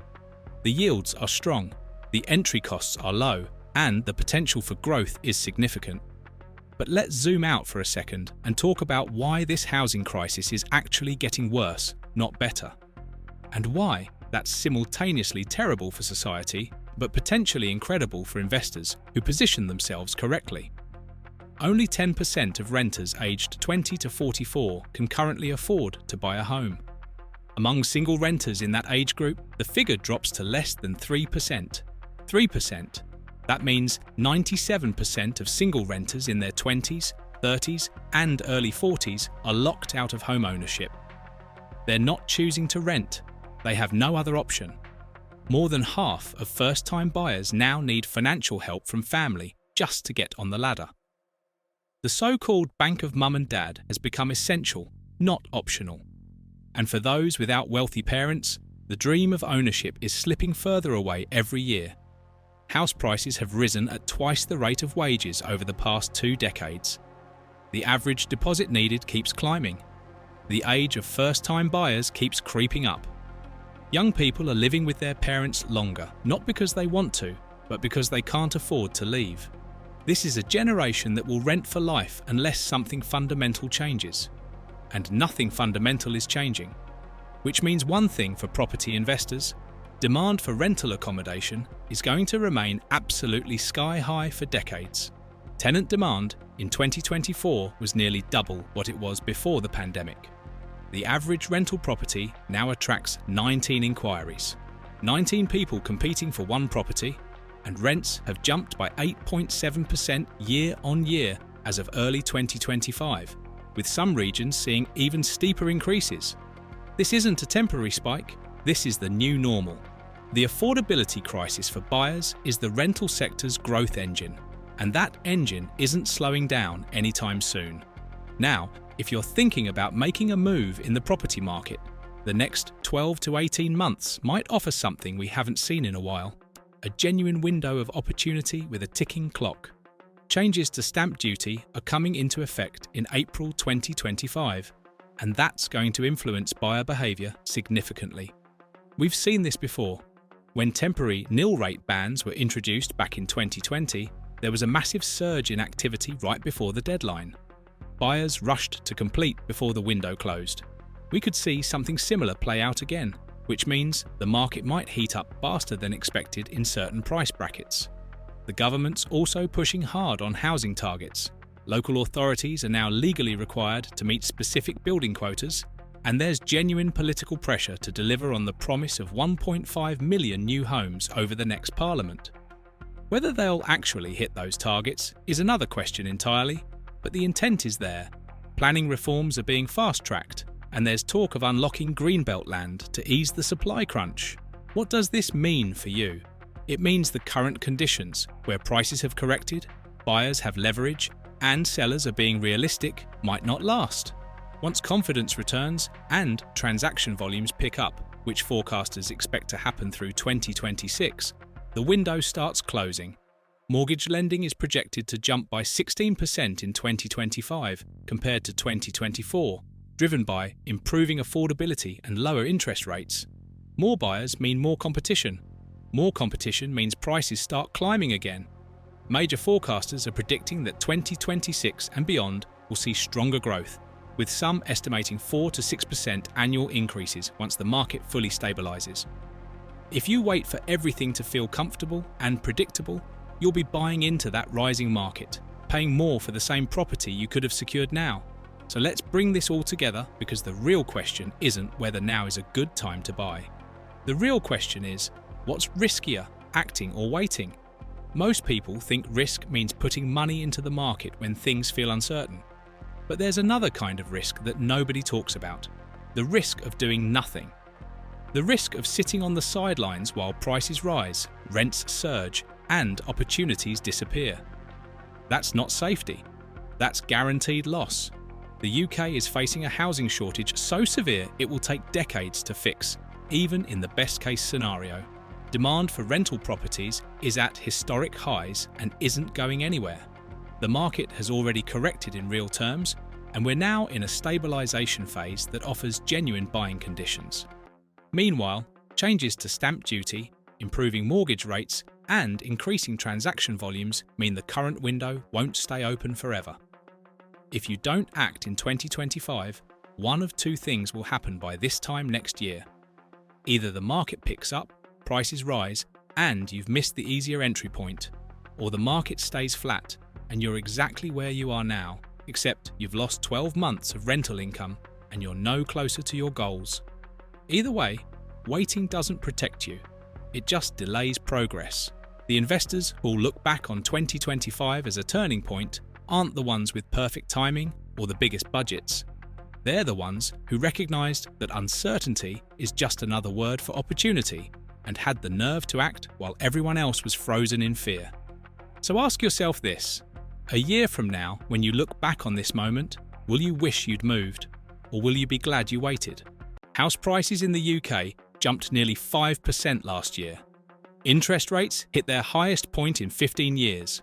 So why didn't the market collapse like everyone predicted? The answer is going to shock you, and what's coming next could change everything for British homebuyers. Right now, the UK property market is caught in the middle of something unprecedented. Rates have been slashed twice since August, dropping from that peak of 5.25% down to 4%. Sounds like good news, right? But here's what the headlines aren't telling you. Mortgage rates are still sitting around 5% for most buyers, and millions of homeowners haven't felt the pain yet. They're still on old fixed deals from when rates were rock bottom. That's about to change. Before we dive deeper into this mess, make sure you hit that like button and subscribe to Property Reporter. We're bringing you the latest UK property and housing news that actually matters, cutting through the noise to show you what's really happening in the market. Let's rewind to understand how we got here. Back in late 2021, you could get a mortgage for under 2%. The Bank of England's base rate was practically nothing. Then inflation exploded. Energy prices went through the roof. The cost of everything from bread to petrol skyrocketed. The Bank of England panicked and started hiking rates aggressively. Within 18 months, rates went from nearly 0 to 5.25%. It was one of the fastest rate hiking cycles in British history. Every economist, every property expert, every financial journalist made the same prediction. House prices were going to crash. Some forecasts showed falls of 10%, even 15%. Estate agents braced for disaster. Sellers held off listing their homes.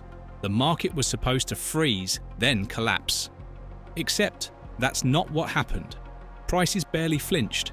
They stumbled slightly in late 2022, dropped maybe 5% in some areas, then started climbing again. By the end of 2024, prices were higher than they'd been at the previous peak. The crash everyone predicted never came. But there's another storm brewing right now that nobody saw coming, and it's creating absolute chaos in the market. April 2025 marked a massive shift in stamp duty rules, and the deadline triggered a buying frenzy unlike anything we've seen in years. Here's what changed. Before April, first-time buyers paid zero stamp duty on properties up to £425,000. That threshold just dropped to £300,000. If you're buying a £400,000 home, you went from paying nothing in tax to paying £5,000 overnight. For regular buyers, the tax-free threshold dropped from £250,000 all the way back down to £125,000. That's an extra £2,500 in tax for anyone buying an average-priced home. March 2025 saw an absolute scramble. Buyers were desperately trying to complete purchases before the deadline. Estate agents were working around the clock. Solicitors were overwhelmed. Everyone wanted to beat the tax increase. Nationwide predicted exactly this would happen. They said we'd see a massive spike in March, then a corresponding slump for 6 months after. That's exactly what's playing out right now. The property market is experiencing whiplash. Sales are down. Buyers who missed the deadline are sitting on the sidelines, wondering if they should wait for prices to fall now that fewer people can afford to buy. So let's tackle the question everyone's been asking. Why didn't house prices crash when interest rates went up? The answer is complicated, but it comes down to 3 massive factors that most people completely missed. First, there's simply not enough housing. Britain has a chronic supply shortage. Successive governments have promised to build 300,000 homes per year. They've never hit that target. Not even close. When there aren't enough homes for the number of people who want to buy them, prices stay high no matter what happens with interest rates. It's basic economics, but it's the most important piece of the puzzle. Second, there's a huge group of people who aren't affected by interest rates at all. This is the part that shocked researchers. More than half of UK homeowners now own their property outright with no mortgage. That shift happened around 2023. These people accumulated massive savings during the pandemic when they couldn't spend money on holidays, restaurants, or entertainment. They're sitting on cash. When they want to buy a bigger house or a second property, they're not worried about mortgage rates. They're paying in cash or putting down enormous deposits. This group has kept the market alive. Third, the wealthy got significantly wealthier during and after the pandemic. This is the uncomfortable truth. While ordinary families struggled with the cost of living crisis, people with assets saw their wealth explode. They're buying property as investments. They're outbidding first-time buyers. They're turning homes into rental properties. Their demand for assets, including houses, has kept prices elevated even as affordability for regular people has collapsed. Here's where it gets really dark for anyone trying to get on the property ladder. The average UK house price is now sitting around £270,000, though in some areas it's already past £290,000. First-time buyers in most of the country need a deposit of at least £27,000 for a 10% deposit, and that's if they can even find something at that price. In London and the South East, you're looking at needing £50,000 or more just for the deposit. For someone earning the median UK salary of around £34,000, saving that deposit would take years, maybe a decade, and that's assuming house prices don't keep rising while they save. But they will keep rising. Meanwhile, rents have absolutely exploded. Private rents went up 9.1% in the last year alone. That's one of the biggest annual increases ever recorded. Young people are stuck paying record rents, which makes it nearly impossible to save for a deposit, which means they stay renting forever. Which means landlords can keep pushing rents higher because demand is insane. It's a vicious cycle, and there's no escape for millions of people. Here's something that's flying under the radar, but it's absolutely crucial. 3/4 of UK mortgages are on fixed rates. That sounds boring, but it's actually terrifying. Here's why. When the Bank of England started hiking rates in 2021, most homeowners didn't feel it immediately. They were locked into cheap fixed-rate deals from the pandemic era. Some are still on rates below 2%, but those deals are ending. The Bank of England estimates that 4.4 million households, nearly half of all mortgage holders, still need to remortgage onto higher rates between now and the end of 2027. When they do, their monthly payments are going to jump dramatically. We're talking about increases of £200, £300, even £500 per month for some families. That pain is still coming. The mortgage crisis hasn't even fully hit yet. So what's actually going to happen in 2025 and 2026? The forecasts are all over the place, but there are some clear trends emerging. Most major lenders and property analysts are predicting further house price growth of between 2% and 4% this year. That might not sound like much, but it means prices are going higher, not lower. For first-time buyers already struggling, that's devastating news. Every month they wait, homes become less affordable. Interest rates are expected to keep falling throughout 2025. The Bank of England has already cut twice, and markets are pricing in more cuts to come. Rates could end the year somewhere between 3.5% and 4%. That should help with affordability, but here's the catch. When rates fall, it tends to push house prices up because more people can suddenly afford to borrow. It's a double-edged sword. Inflation is slowly coming back down toward the Bank of England's 2% target. It's currently hovering between 2.8% and 3%, depending on which measure you look at. That's good news for rate cuts, but it also means the cost of living crisis isn't going away anytime soon. People are still being squeezed, wages aren't keeping up. The dream of home ownership is slipping further away for millions.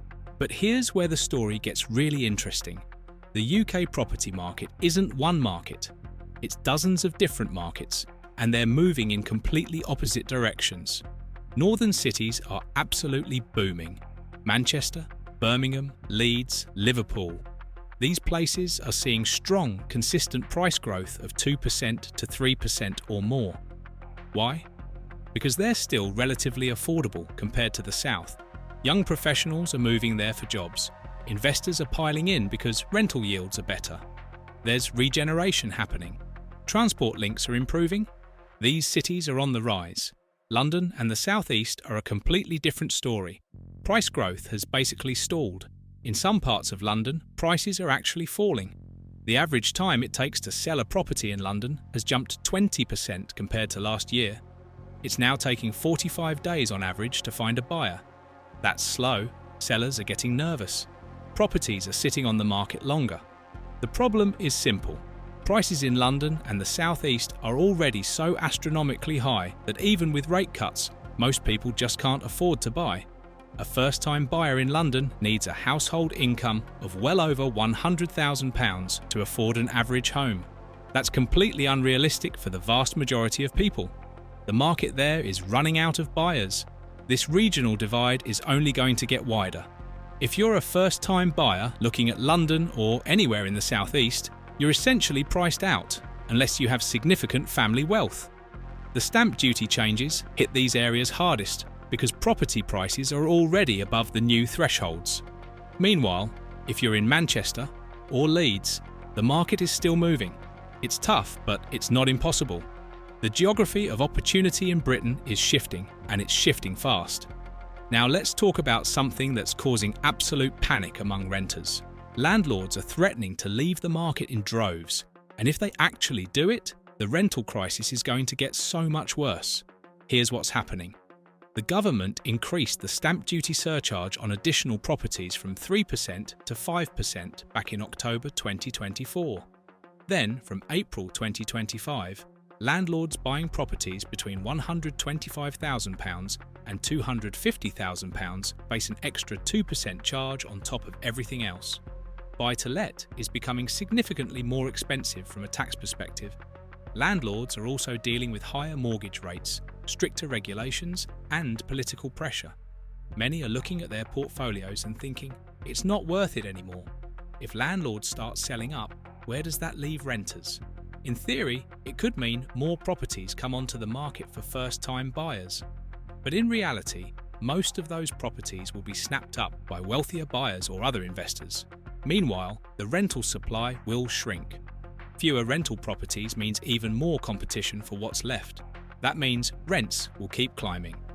Experts are warning that any increase in costs for landlords will be passed directly to tenants. It's already happening. Rents have never been higher, and there's no sign of them coming down.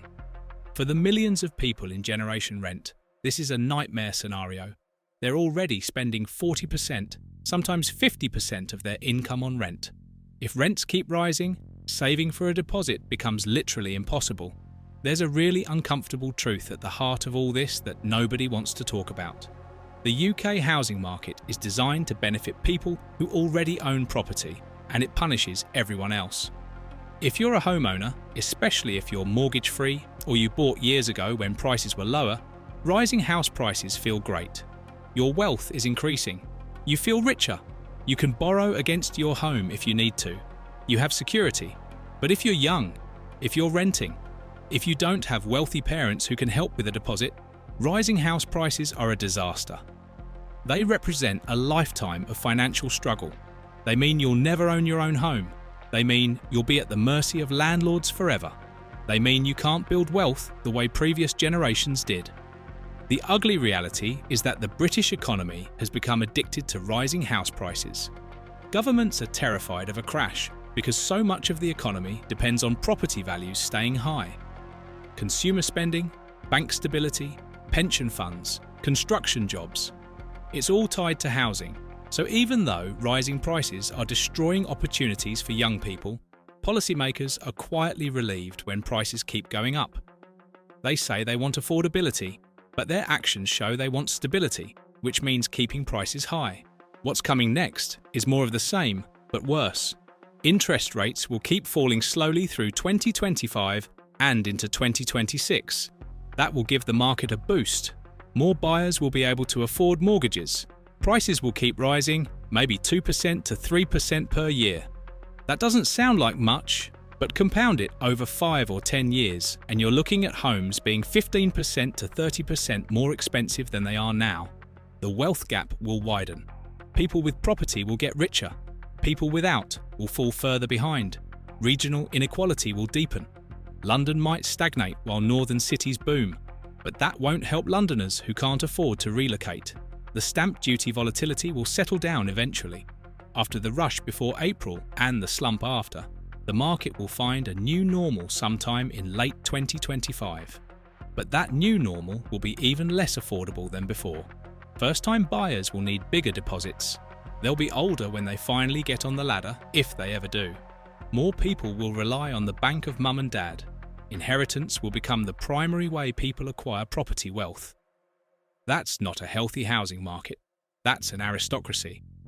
Here's what needs to happen, even though it probably won't. Britain needs to build significantly more homes, not just any homes, but affordable homes in places where people actually want to live. The planning system needs reform. Councils need resources. Developers need incentives to build for regular buyers, not just luxury flats for investors. Stamp duty needs a complete overhaul. Taxing people for moving home is economically insane. It stops people from downsizing. It stops people from moving for work. It gums up the whole system. The tax should be on ownership, particularly on people who own multiple properties, not on transactions. Rents need to be controlled. This is controversial, but it's necessary. If rents keep rising at 9% per year, an entire generation will be financially crippled. Other countries manage this. Britain could too. The government needs to accept that the era of ever-rising house prices has to end. Not crash, not collapse, but stabilise. Prices should grow slowly in line with wages, not race ahead of them. That would mean years of flat or slightly falling prices to let wages catch up. It would mean some homeowners don't see their wealth increase, but it would mean a fairer society. It would mean young people have hope. None of this is likely to happen because it requires political courage, and housing is too politically sensitive. Too many voters are homeowners who don't want their wealth to shrink. Too many politicians own multiple properties themselves. The system is rigged to maintain the status quo, even though the status quo is unsustainable and deeply unfair. So here's the bottom line. The UK housing market survived high interest rates because of supply shortages, cash buyers, and wealth concentration among property owners. Prices didn't crash, they're still rising. The stamp duty changes created short-term chaos but won't solve the underlying crisis. Interest rates are coming down, which will probably push prices even higher. First-time buyers are being systematically priced out, especially in the south. Renters are trapped paying record rents with no way to save. Millions of mortgage holders are about to see their payments jump as cheap fixed-rate deals end. The regional divide is widening. The wealth gap is exploding. This isn't a functioning housing market. It's a crisis dressed up as success. Rising house prices are not a sign of a healthy economy. They're a sign of a broken one. Until we fundamentally change how we think about housing, treating it as a basic need rather than an investment vehicle, this crisis will only get worse. More people will be locked out. More wealth will concentrate at the top. More young people will give up on ever owning a home. If you found this deep dive valuable, make sure you're subscribed to Property Reporter. We're tracking every development in the UK housing market, bringing you the news and analysis you need to understand what's really happening. Hit that like button if this video opened your eyes to what's actually going on. Drop a comment and let us know your experience with the housing market. Are you a first-time buyer struggling to save? A homeowner worried about remortgaging? A renter watching prices spiral out of reach? We want to hear your story. The UK property market is at a crossroads, and what happens next will define the financial futures of millions. Stay informed, stay ahead, stay with Property Reporter. What if I told you that in Britain's biggest cities right now, single people working full-time jobs will never own a home? Not in 10 years, not in 20, never. And before you think this is just another story about lazy millennials who can't stop buying coffee, the numbers reveal something far more disturbing. This isn't happening because people aren't trying hard enough. It's happening because the system has fundamentally broken. And what's coming next will shock you even more. The UK housing market has reached a point that seems almost impossible to believe. In London and Bristol, if you're renting and earning an average salary, you're actually losing money every single month after paying rent and basic living costs. That's right, you have a deficit, you're going backwards. Recent analysis shows that the average London renter takes home around £3,000 monthly, but between rent at over £2,000 and basic living expenses, they're left with nothing. Actually, they're left £37 in the red every single month. But here's where it gets really interesting.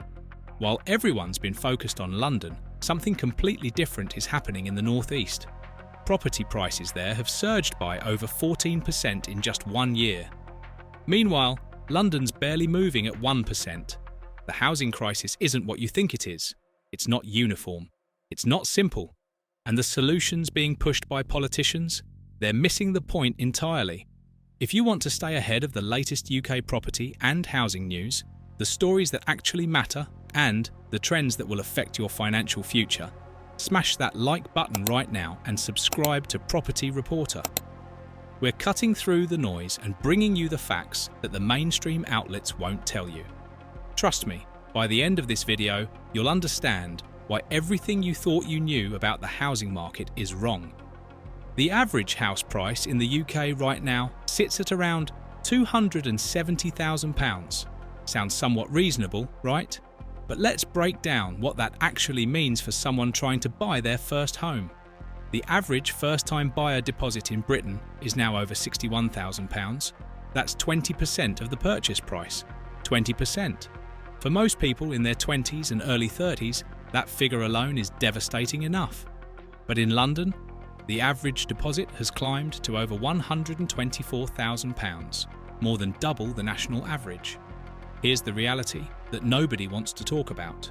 If you're earning the UK average salary of around £33,000 per year and you manage to save 10% of that, which is incredibly optimistic given rent and living costs, you're putting away £3,300 annually. At that rate, it would take you more than 18 years to save for a national average deposit. In London, you're looking at nearly 40 years. By that point, house prices will have increased so dramatically that your savings won't even matter. You'll be chasing a target that moves faster than you can run. Recent research examined exactly how long it takes for different groups to save for deposits. Single people living rent-free with family in London would need 16.7 years of dedicated saving to afford a deposit. In Bristol, it's 13.5 years. But if you're renting, the math becomes almost cruel. After paying rent averaging over £2,000 monthly in London, plus another £1,000 in living expenses, single earners on average income literally cannot save. The numbers don't work. It's not about discipline or sacrifice. It's mathematically impossible. And this brings us to something that most people completely missed. The regions seeing the strongest house price growth right now are actually the more affordable areas. The North East, North West and Scotland are experiencing growth rates multiple times higher than expensive southern regions. Why? Because people can actually afford to buy there. The market is functioning. In the unaffordable zones, everything has essentially frozen. There's a decade-high level of property choice for buyers in expensive areas because sellers can't find anyone who can afford to pay their asking prices. The market is screaming at us that prices have become detached from what real people can actually pay. Then came April 2025, and thousands of hopeful first-time buyers got hit with a bombshell they didn't see coming. The government had temporarily raised the stamp duty threshold for first-time buyers to £425,000 back in 2022. This meant if you were buying your first home under that amount, you paid zero in stamp duty. It was one of the few lifelines available. Everyone knew it would end eventually, but when it did, the impact was immediate and brutal. From April 1st, that threshold crashed back down to £300,000. Overnight, a first-time buyer purchasing a £400,000 home went from paying nothing in stamp duty to owing £5,000. For someone purchasing at £425,000, the bill jumped even higher. These aren't small amounts for people who've already stretched every penny to scrape together a deposit. For many, that extra £5,000 or £6,000 was the difference between buying and giving up entirely. The property market saw a massive rush in March as buyers desperately tried to complete before the deadline. Transactions spiked as people raced to get everything finalised. Then, in April, sales collapsed by 66%. That's the biggest drop following a stamp duty change in modern history. When similar changes happened before, the falls were around 50 to 60%. This was worse. Why? Because buyers are more cautious now. The economic backdrop is shakier. Wages haven't kept up. Mortgage rates, while better than their peak, are still significantly higher than a few years ago. People are tapped out. But here's what makes this truly revealing. The government knew this would happen. They announced it well in advance. The question is, what was the goal? Some argue it was a revenue measure that the Treasury needed the extra stamp duty income. Others suggest it was meant to cool an overheating market. But cooling what market? The affordable end where first-time buyers operate has been struggling, not booming. The only segment that's been consistently strong is the luxury market, where wealthy buyers, often international, continue purchasing regardless of tax changes. So who really benefited from this policy shift? Not the young families trying to get on the ladder. The stamp duty change exposed something deeper. The housing market has split into two completely separate worlds. In one world, wealthy buyers continue transacting, often purchasing multiple properties, barely noticing tax increases. In the other world, ordinary earners are being systematically priced out, watching as each policy change pushes ownership further beyond reach, and the gap between these two worlds is growing wider every single month. Now, let's talk about the trap that's keeping millions of people stuck. Renting in Britain has become a financial black hole. The average monthly rent in England has hit £1,410. In London, it's nearly £2,740. Wales is seeing rent increases of over 7% annually. The North East, despite having the lowest absolute rents, is experiencing the fastest growth rate at over 9%. Rents are rising everywhere, and they're rising faster than wages. Here's the cruel mathematics of it. Research shows that renters aged 19 to 29 are spending 34% of their income on housing costs. For low earners, that figure explodes to over 70%. The old financial rule said you shouldn't spend more than 30% of your income on housing. In 2025, that rule is dead. It's been obliterated. When you're spending 40 to 70% of your income just keeping a roof over your head, saving for a deposit becomes fantasy. The average renter has seen their annual housing costs increase by over £2,500 compared to just 3 years ago. That's £2,500 that could have gone toward a deposit, toward building a future. Instead, it's disappeared into rent payments that build equity for landlords, not tenants. And it gets worse. Housing benefit has been frozen. Universal credit is increasing by only 1.7% in 2025, while rents surge by 5 to 9%. The gap between what support covers and what rent actually costs is exploding. Experts predict this affordability gap will hit 17% by the end of 2025. That means low-income renters will face an average shortfall of over £100 per month between their housing benefit and their actual rent. By 2029, forecasts suggest that gap will reach 25% or £180 monthly. What happens to those people? Many face homelessness. Temporary accommodation is already at record levels. The crisis isn't coming, it's already here, and it's accelerating. But there's another layer to the rental trap that doesn't get discussed enough. Landlords have been leaving the market in significant numbers over the past few years due to tax changes and increased regulation. This reduces supply exactly when demand is surging. You'd think this would be the perfect time for institutional investors and build-to-rent developments to fill the gap. But new rental properties hit their sharpest decline since the pandemic in mid-2025. Supply is shrinking while demand grows. Basic economics tells you what happens next. Prices keep climbing until they hit what's called an affordability ceiling, the point where renters literally cannot pay more without collapsing. Several regions are approaching that ceiling right now. When it's hit, rents don't fall. People just get evicted or become homeless. Let me give you a number that should terrify everyone thinking about housing in Britain. 2.2 million. That's how many first-time buyers are missing from the property market since the 2008 financial crisis. These are people who, under normal historical circumstances, would have purchased homes by now. They had jobs, they saved what they could, they did everything right. But the system failed them. The market moved beyond their reach, and they got left behind. The average age of a first-time buyer in England is now 33 years and 10 months. A decade ago, it was a year younger. In 2007, before the financial crisis, it was more than 3 years younger. People are being forced to wait longer and longer. watching as property prices climb while they try desperately to save enough for a deposit. In London, the average first-time buyer is nearly 35. These aren't teenagers complaining about not getting instant gratification. These are people in their 30s, often with established careers, who still can't access home ownership. Here's something even more disturbing. Analysis shows that if a first-time buyer today manages to purchase a property with a typical mortgage, they won't be mortgage-free until they're 62 years and 10 months old. Think about that. You finally buy a home in your mid-30s after years of saving and sacrifice. You take out a 25 or 30-year mortgage because that's what's required to make the payments remotely affordable. You'll be paying it off until you're eligible for a pension. There's no building wealth in your 40s and 50s. There's just decades of debt. This has created what's now known as generation rent. These aren't people who choose to rent because they prefer flexibility or urban living.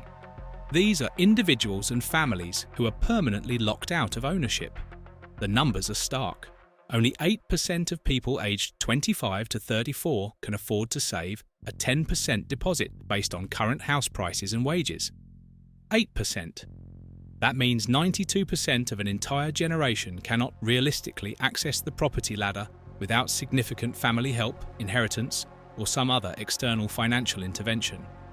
Research has found that home ownership is increasingly determined not by work ethic or financial discipline, but by circumstance.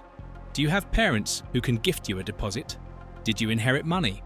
Do you have a partner whose income can be combined with yours to boost mortgage affordability?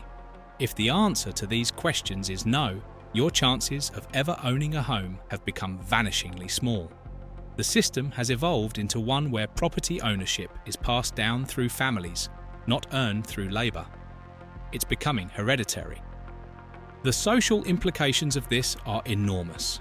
Home ownership has historically been tied to stability, to starting families, to feeling invested in communities. When an entire generation is denied that, what happens? Birth rates fall. People delay having children. Community cohesion weakens. Mental health deteriorates under the constant stress of insecure housing and financial precariousness. This isn't just an economic issue, it's a social crisis that will define Britain for decades. Now here's where the housing crisis starts to look really strange. The market has fractured into completely different realities depending on where you look. The North East has experienced house price growth of 14.3% over the past year. The North West and Scotland are seeing strong growth of over 4%. Meanwhile, London managed less than 1%. Some areas saw prices actually fall. Coastal regions like Torridge dropped by over 4.5%. What's happening here? The simple explanation is affordability. In regions where houses cost £200,000 or less, people on median incomes can actually buy. The market functions. Buyers exist. Sales happen. In London and the South East, where average prices hover around £300,000 to £500,000, ordinary people have been completely priced out. The only buyers left are those with substantial wealth, and there aren't enough of them to sustain robust market activity, so prices stagnate or fall. There's a fascinating dynamic in the most expensive areas right now. Property choice is at a decade-high level. Translation? Tons of homes are sitting on the market, not selling. Sellers who bought at peak prices or who need to move for work are stuck. They can't find buyers willing to pay their asking prices. Some have been forced to reduce prices significantly.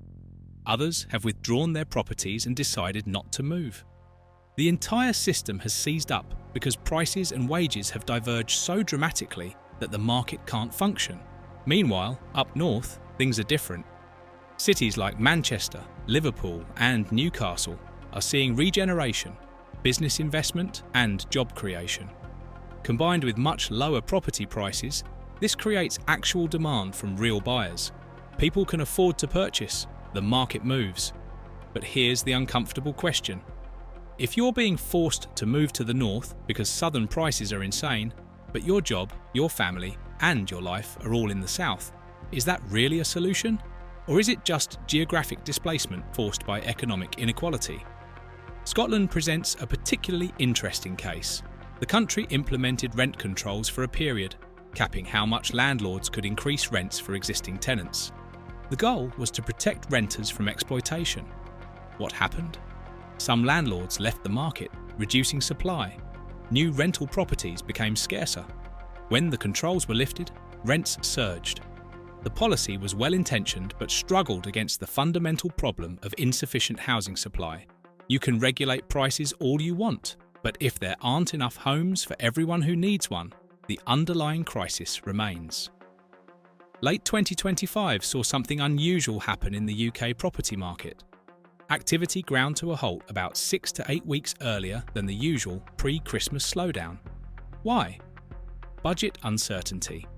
The government had announced a major budget for November, and speculation was rampant about potential property tax changes. Would they increase council tax bands? Would they replace stamp duty with an annual property tax? Would they add capital gains tax on expensive property purchases? None of this actually happened, but the speculation alone was enough to freeze decision-making. Buyers at the early stages of their search paused. Why commit to a purchase when the tax landscape might change dramatically in a few weeks? Sellers held off listing properties for the same reason. Estate agents reported the sharpest drop in buyer demand and new listings in years. The entire market essentially stopped, waiting to see what the Chancellor would announce. This reveals something crucial about the current housing market. It's incredibly fragile. Confidence is brittle. People are so financially stretched, so uncertain about the future, that even the hint of policy changes causes them to freeze. Compare this to 10 or 15 years ago, when the market had momentum, when buyers felt confident about job security and income growth. Back then, speculation about tax changes might have caused a brief pause, but activity would resume quickly. Now, the pause extends for months. The market has lost its resilience because participants have lost their financial buffers. The political response to the housing crisis has been remarkably consistent across parties and decades. Build more houses, just build more. The current government has committed to building 1.5 million homes. Previous governments had similar targets. The logic seems obvious. If we're short on housing, build more housing. Problem solved. But there's a fundamental issue with this thinking that almost nobody wants to acknowledge.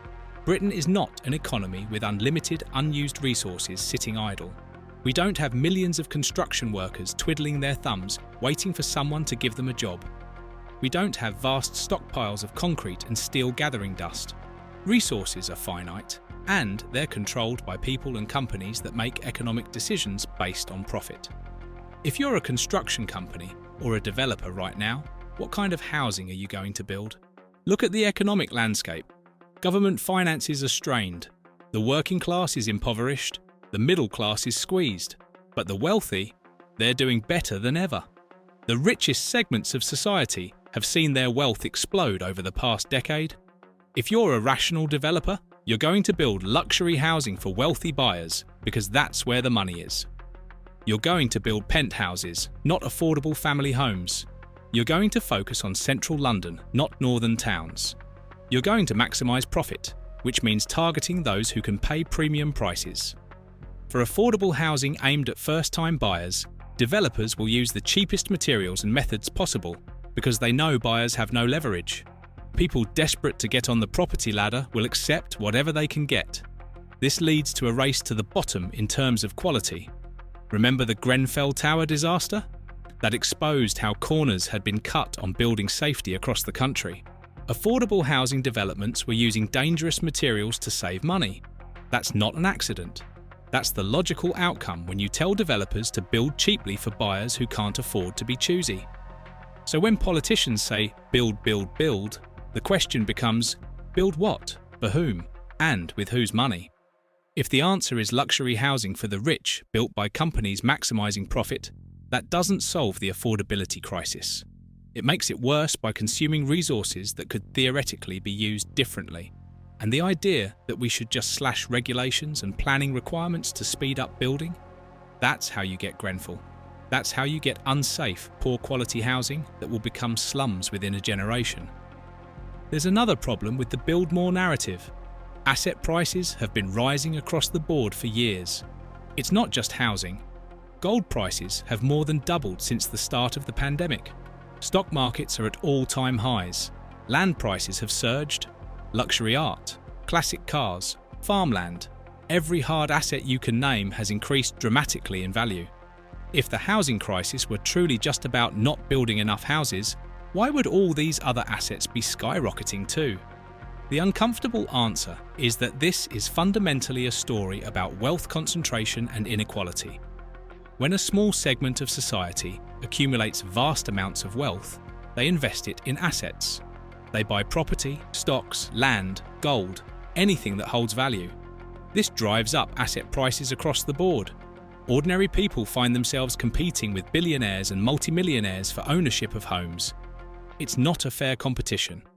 It was never going to be a fair competition. The idea that you can build your way out of this without addressing the massive wealth inequality driving it is fantasy. Look at the rental market dynamics right now. Rental yields for landlords have climbed to 6% nationally, with some regions exceeding 7.5%. Returns have improved significantly over recent years as rents have surged while house prices grew more modestly. This has attracted more buy-to-let investment.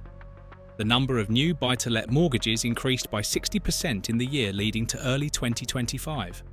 Wealthy individuals and institutional investors are piling back into rental property because the returns are attractive. What does this mean for renters and first-time buyers? It means they're competing for properties against people who can afford to pay cash, who can offer over asking price, who don't need mortgages. They're competing against investors who view housing as a financial asset, not as homes. The more concentrated wealth becomes, the more this dynamic intensifies. Every property purchased by an investor is one less property available for someone who wants to actually live in it. Some will point to the government's various schemes aimed at helping first-time buyers. The Mortgage Guarantee Scheme allows deposits as low as 5%. Sounds helpful, right? But a 5% deposit on a £300,000 home is still £15,000, and it comes with significantly higher mortgage rates because lenders view low deposit mortgages as riskier. Your monthly payments end up higher, eating into your already limited income. And you need to be able to borrow at least 4.5 times your salary, often more. For someone earning £33,000, that means borrowing about £150,000, which only gets you a modest property even in cheaper regions. There was brief excitement when Yorkshire Building Society launched a 1% deposit mortgage. You could buy a £500,000 property with just £5,000 down. Sounds revolutionary. But you need to earn over £100,000 annually to qualify for the borrowing required. How many first-time buyers are earning that? It's a product designed for high earners who perhaps spent money on other things and didn't save a traditional deposit, not for ordinary people struggling to get on the ladder. It's a marketing headline that doesn't solve the real problem. Here's what 2 decades of research and data have made abundantly clear. The UK housing affordability crisis is not primarily a housing crisis. It's a wealth inequality crisis that manifests most visibly in housing because everyone needs somewhere to live. When wealth concentrates in fewer hands, those hands buy assets. Housing is an asset. The wealthy buy housing, either directly or indirectly through mortgage lending. This drives up prices. Ordinary people get outbid, they get priced out, they lose. Historical data supports this. After World War II, Britain experienced a long period of relatively high equality by historical standards. During those decades, housing was affordable. Working-class people could buy homes. The system functioned. Then, starting in the 1980s and accelerating after 2000, inequality began rising sharply. The wealthy got dramatically richer. Asset prices began their long climb. Housing affordability deteriorated in lockstep with rising inequality. It's not a coincidence, its cause and effect go further back. In the Victorian era, when Britain had extreme inequality, housing was not affordable for ordinary people. Workers lived in slums or cramped tenements. Home ownership was the privilege of the wealthy. We had a brief historical moment of broad-based home ownership in the mid-20th century, but that was the anomaly, not the norm. As inequality returns to Victorian-era levels, so does Victorian-era housing unaffordability. History is repeating because the underlying economic structures are reasserting themselves. The shape of British cities is changing because of this. Historically, when a country has extreme inequality, you get very different urban forms than in equal societies. In equal societies, workers and consumers are the same people, distributed relatively evenly. Cities develop with mixed neighbourhoods because everyone has some money, everyone needs services. But in highly unequal societies, wealth and consumption concentrate in a small elite. Workers need to live near that elite to access jobs and money. This creates cities with ultra-luxury centres surrounded by vast sprawls of poor-quality housing. It's the model you see in many developing countries. London is increasingly moving towards that model. Luxury developments in Zones 1 and 2, expensive commuter towns for the moderately wealthy, then rings of increasingly dense, low-quality housing in outer boroughs as developers pack people in cheaply. Some policy experts argue for aggressive house building in outer areas and new towns to ease pressure. But without addressing inequality, this just creates segregated geography. The wealthy stay in desirable central areas. Everyone else gets pushed to peripheries with limited infrastructure, poor transport links, and cheap construction. It's not solving the crisis, it's managing the crisis by spatially separating winners from losers. The budget speculation that froze the market in late 2025 wasn't baseless paranoia.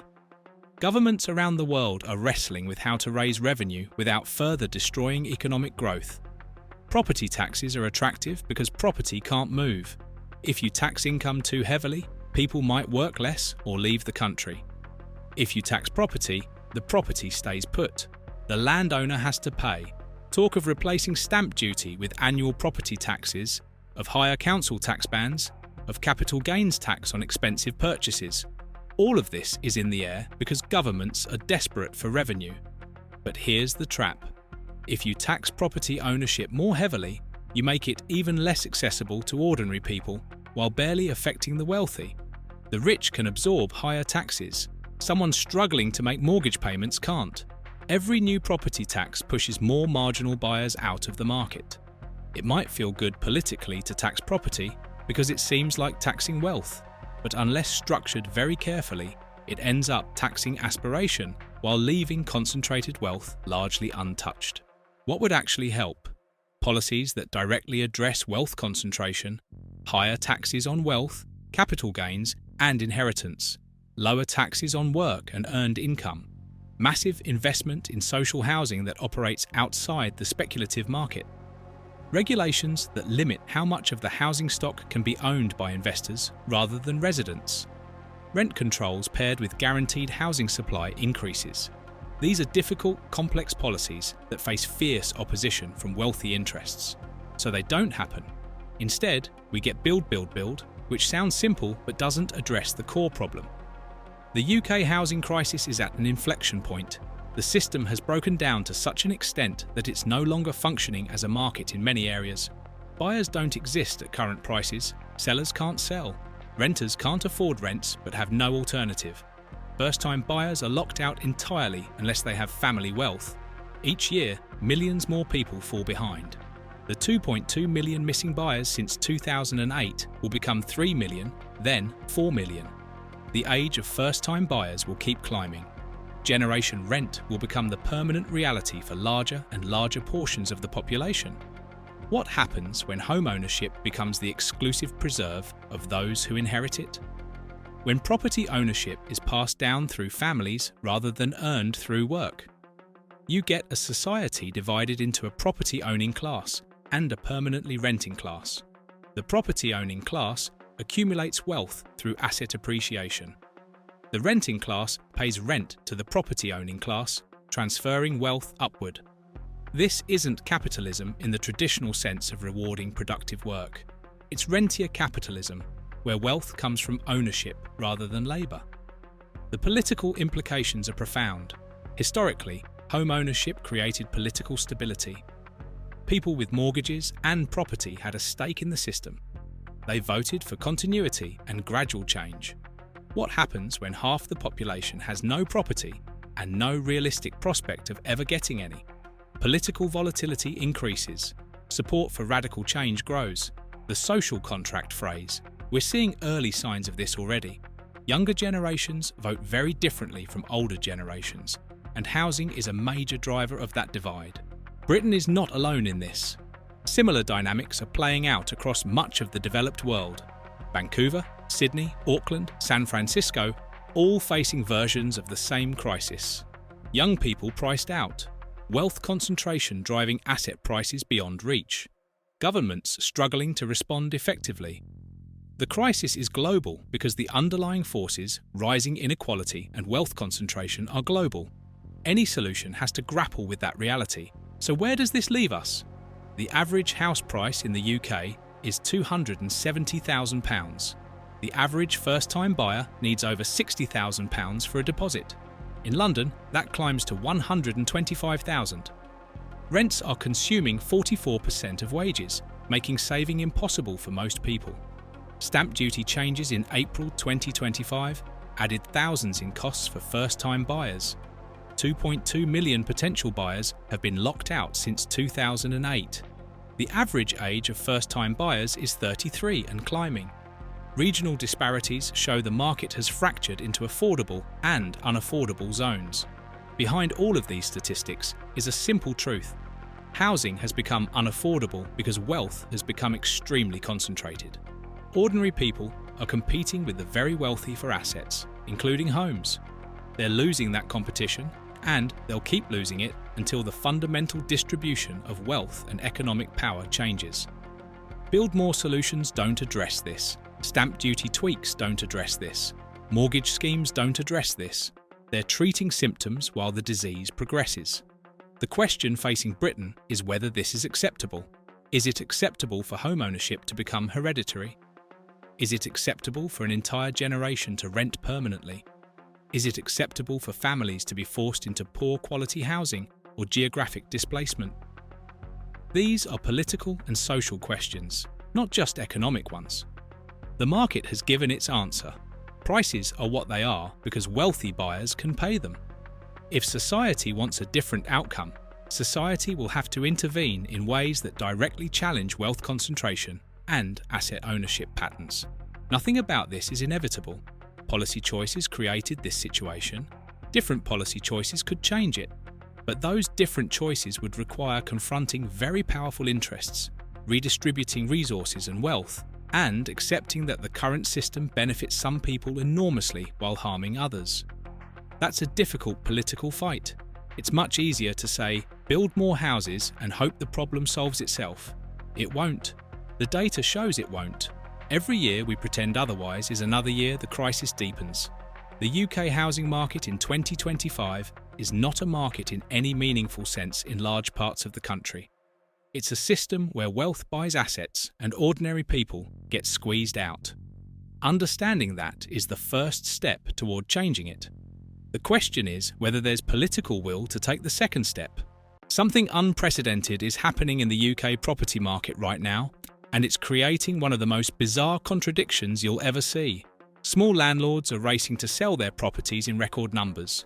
Yet, at the exact same time, billion-pound institutions are aggressively buying up residential homes across Britain. Walk into a property auction today, and you'll witness buyers gazumping each other. Bidding wars erupting over every listing, prices climbing beyond asking. Yet turn on the news and you'll hear nothing but doom and gloom about landlords exiting the market in droves. So what's really going on? Is the landlord era ending, or is this the beginning of the biggest property consolidation Britain has ever seen? The answer is more shocking than you might think, and it all comes down to one thing. The autumn budget has fundamentally changed who gets to be a landlord in this country. If you want to stay ahead of the latest UK property and housing news that actually affects your financial future, hit that like button and subscribe right now. We bring you the facts the mainstream media won't tell you, breaking down exactly what's happening in Britain's property market every single week. The numbers tell a story that nobody wants to hear. According to the National Residential Landlords Association's latest quarterly survey, 26% of landlords sold at least some of their rental properties in 2024. That's more than 1 in 4 landlords choosing to exit the market. Just 4 years ago, That number was 22%. Even more concerning, 31% of landlords are currently planning to sell properties over the next 2 years, including 16% who plan to sell everything and leave the sector entirely. The government's own English Private Landlord Survey confirmed this trend, revealing that landlords in 2024 were significantly more likely to decrease their portfolio size than in any previous year. When asked about reletting vacant properties, only 61% said they would put the property back on the rental market, down from 75% in 2018. The exodus is real, it's accelerating, and it's about to get much worse. But here's where things get strange. While individual landlords scramble for the exits, institutional investors are flooding into the market like never before. Blackstone, the world's largest real estate investor, now manages 17,000 UK residential properties after investing £1.4 billion since late 2023. Pension giant Aviva has pumped £600 million into single-family rental homes since 2020, and they're planning to triple that investment within the next few years. According to property consultant Savills, institutional investment in UK single-family homes hit a record £1.5 billion in late 2023, more than triple the combined total for 2021 and 2022. In the first 3 quarters of 2024 alone, these big players acquired nearly 5,000 properties, marking a 20% increase from the previous year. Legal & General, M&G, Royal London Asset Management and major pension funds are all racing to expand their residential property holdings by hundreds of millions of pounds. The build-to-rent sector just surpassed £5 billion in institutional investment for 2024, marking the 5th consecutive year of record-breaking growth. So while mum-and-pop landlords are being squeezed out, corporate giants are building rental empires. The autumn budget, delivered on October 30th, fundamentally rewrote the rules of property investment in Britain, and it targeted individual landlords with surgical precision. Chancellor Rachel Reeves announced that stamp duty's higher rate for additional properties would jump from 3% to 5%, effective immediately. Think about what that means in practice. A landlord purchasing a £200,000 property now pays £10,000 in stamp duty, a £4,000 increase overnight. On a £300,000 property, that's £15,000 in tax before you even own the property. For context, if you're putting down a 25% deposit on that £300,000 home, your deposit is £75,000 and stamp duty alone adds another £15,000 on top. That's a 20% increase in your upfront capital requirement just to buy one property. But it gets worse. Capital gains tax rates also increased from 10% to 18% for basic rate taxpayers and from 20% to 24% for higher rate taxpayers on the sale of investment properties. Every property sale just became significantly more expensive, trapping landlords who might want to exit. The government estimates this stamp duty increase will generate 130,000 additional transactions for first-time buyers over 5 years, essentially admitting they're deliberately pricing landlords out of the market. What makes this particularly devastating is how these taxes stack on top of existing burdens that have been crushing landlords for years. Section 24, introduced back in 2017 by the Conservative government, fundamentally changed how rental income is taxed. Previously, landlords could deduct their mortgage interest payments as a legitimate business expense, just like every other business in Britain. Section 24 ended that. Now landlords pay tax on their full rental income, not their profit. A landlord earning £30,000 in rent but paying £25,000 in mortgage interest still gets taxed on the full £30,000, even though they only profited £5,000. This alone pushed thousands of landlords into higher tax brackets overnight. Then there's the existing stamp duty burden. Even before the recent increase, landlords were already paying 3% more stamp duty than regular home buyers. Combined with the baseline stamp duty rates, this created a significant barrier to portfolio growth. But nobody in government seems to care that legitimate business expenses are being ignored, that rental income is being taxed as if it's pure profit. The rules of fair taxation simply don't apply to individual landlords anymore. Now, here's where it gets interesting. And this is the part the government doesn't want you to understand. Section 24 tax doesn't apply to limited companies. That stamp duty surcharge doesn't hit institutional investors the same way. Capital gains tax on companies. Different structure, different rates, different rules. The tax code has essentially created two separate property markets, one for individuals and one for corporations, and the corporate track is far more favourable. A recent report showed that 46,000 buy-to-let limited companies were established between January and September 2024, a 23% increase from the previous year. That's more company formations in 9 months than during the entire year of 2021. Landlords are desperately trying to incorporate to escape the individual tax burden, but the cost and complexity of transferring properties into limited companies creates its own barriers. Capital gains tax hits you when you transfer properties into a company structure. Legal fees stack up. Mortgage products for limited companies often carry higher interest rates. For small landlords with 1 or 2 properties, incorporation might not even be worth it. Meanwhile, massive institutional investors like Blackstone, Aviva, and Legal & General were already operating as companies. They never paid Section 24 taxes. They're not hit as hard by stamp duty increases. Their structure was optimized for tax efficiency from day one. The game was rigged before it even started. The consequences of this exodus are already devastating for renters. Zoopla reported that rental supply remains 24% below pre-pandemic levels, while demand for rental properties sits 31% higher than before COVID. Just 256,000 rental homes were available by the end of 2024, a drop of 50,000 properties, or 16.5% in a single year. With supply plummeting and demand surging, rents have exploded. The average UK rent hit £1,872 per month, £70 more than 2023 and £520 higher than late 2019. That's a 38% increase in monthly rent in just 5 years. But the truly alarming statistic is this. According to Oxford Economics, only 1 in 8 renters can now afford to purchase a home in the area where they currently live. Think about that. 87.5% of renters are effectively trapped in the rental market with no realistic path to home ownership. And as landlord numbers shrink, those trapped renters face less choice, higher rents, and more competition for every property that becomes available.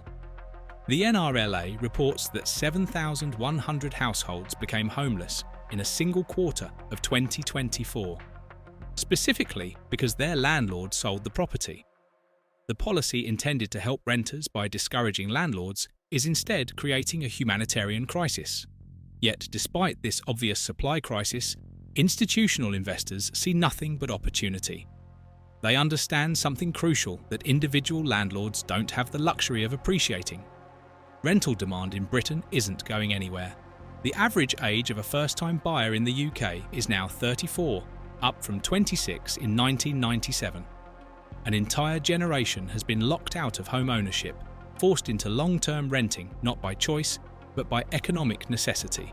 House prices have risen far faster than wages for decades, and with mortgage rates still elevated, that gap isn't closing. This creates a captive rental market that will persist for decades. Pension funds and private equity firms don't just see properties, they see 40-year income streams backed by desperate demand and shrinking supply.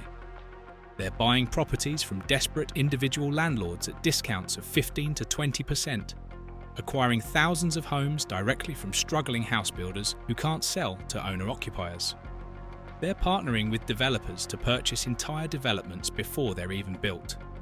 And unlike small landlords who might sell when tax policy changes, these institutional players have the capital, structure, and long-term outlook to weather any storm. They're not worried about Section 24 or stamp duty surcharges because they were never meaningfully exposed to those taxes in the first place. The consolidation trend playing out in Britain mirrors patterns we've already seen in other countries, and the results should terrify anyone who cares about housing affordability or home ownership rates.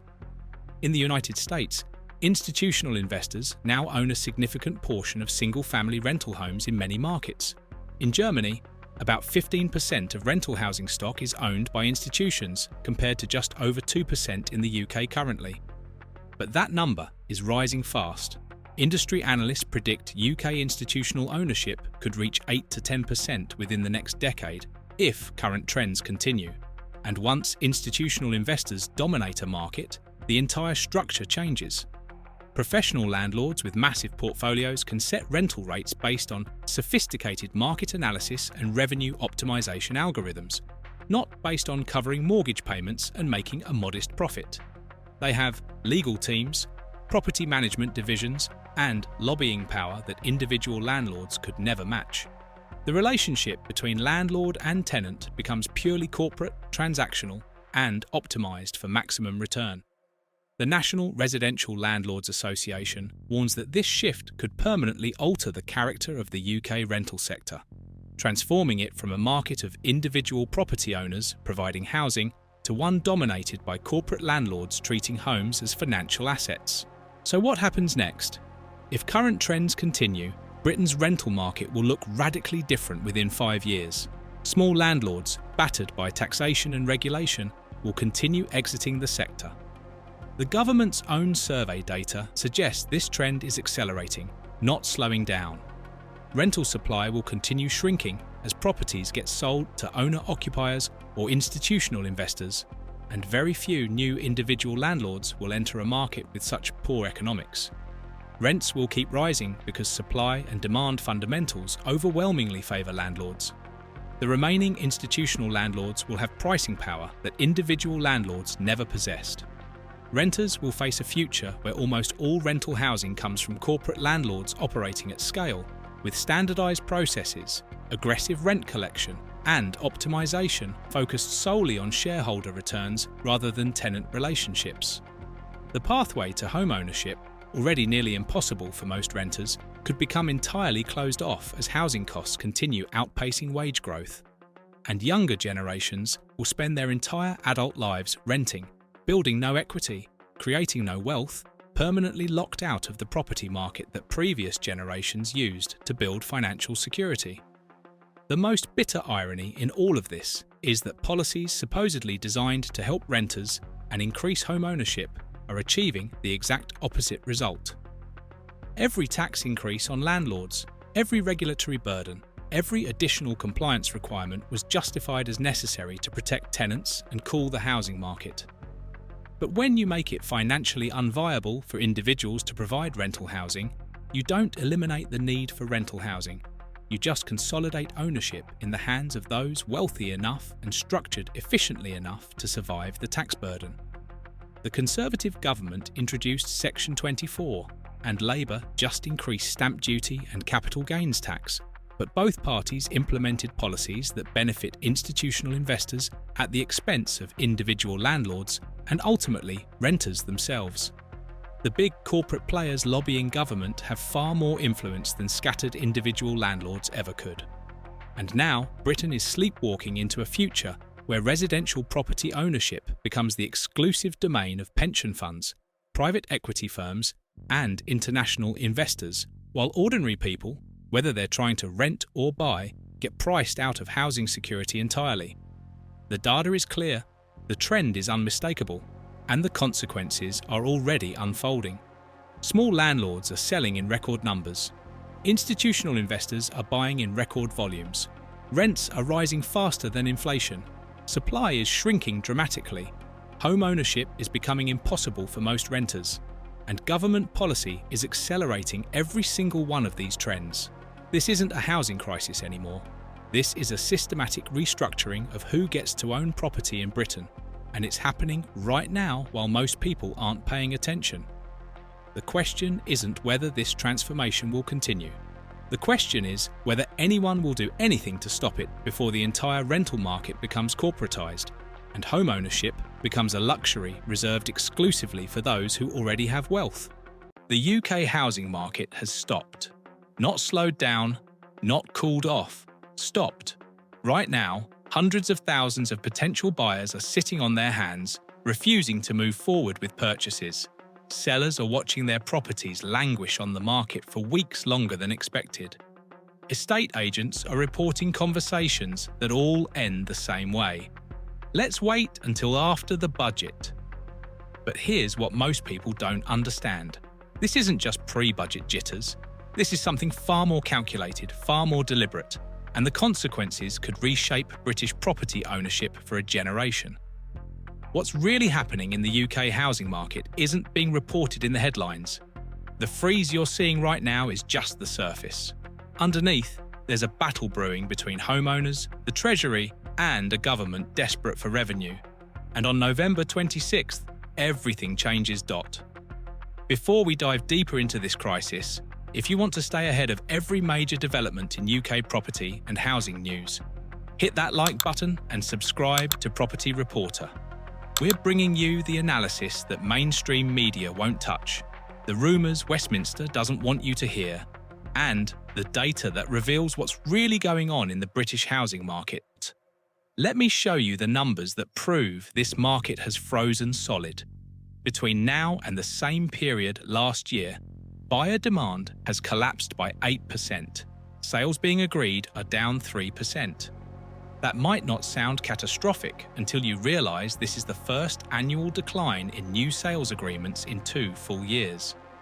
The market had been recovering, mortgage rates had stabilised, and buyers were finally returning with confidence. Then the rumours started. Now, the usual Christmas slowdown that typically begins in late November has arrived 6 to 8 weeks early. Estate agents across the country are reporting the same phenomenon. Viewings are down, offers are being withdrawn, and chains are collapsing because someone in the middle has decided to wait. Wait for what exactly? Wait for the Chancellor to reveal her hand on November 26th. But here's where it gets sinister. The property market is currently sitting on the largest sales pipeline since May of 2021, when the post-pandemic property boom was at absolute fever pitch. Right now, almost 350,000 homes worth over £100 billion are stuck in limbo, working their way through the sales process. These are people who started their transactions months ago, who exchanged contracts before the panic set in, who are now trapped in a system that takes 5 to 6 months from agreement to completion. They're watching the news every day, terrified that the budget will introduce some new tax that makes their purchase more expensive overnight. Imagine being 4 months into buying your dream home, having paid for surveys and solicitors, only to wake up on November 27th and discover you now owe thousands more than you planned. The rumours swirling around Westminster aren't just gossip. They're strategic leaks, deliberate kite-flying exercises designed to test public reaction before the Chancellor commits to anything. And the proposals being floated are genuinely radical. First, there's talk of abolishing stamp duty altogether and replacing it with an annual property tax on homes valued above £500,000. Think about that for a moment. Instead of paying a one-time tax when you buy a property, you'd pay every single year you own it. The tax would supposedly escalate with property value, meaning someone with a modest home just above the threshold might pay a few £100s annually, while someone in a multi-million-pound property would face bills running into thousands. Supporters claim this would improve market mobility and spread costs fairly. Critics warn it would hammer homeowners in London and the South East, where even ordinary family homes regularly exceed £500,000. Then there's the capital gains tax proposal that has wealthy homeowners genuinely frightened. Currently, when you sell your primary residence in the UK, any profit you make is completely exempt from capital gains tax. It's one of the sacred pillars of British property ownership. Your home is your castle, and the government doesn't take a cut when you sell it. But now, rumours suggest the Chancellor is considering applying capital gains tax to primary residences valued above £1.5 million. The justification is that people who've benefited from decades of property price growth in expensive areas should contribute more to public finances. The reality is that this would disproportionately punish people in London and affluent southern regions, where property values have nothing to do with renovations or improvements and everything to do with location.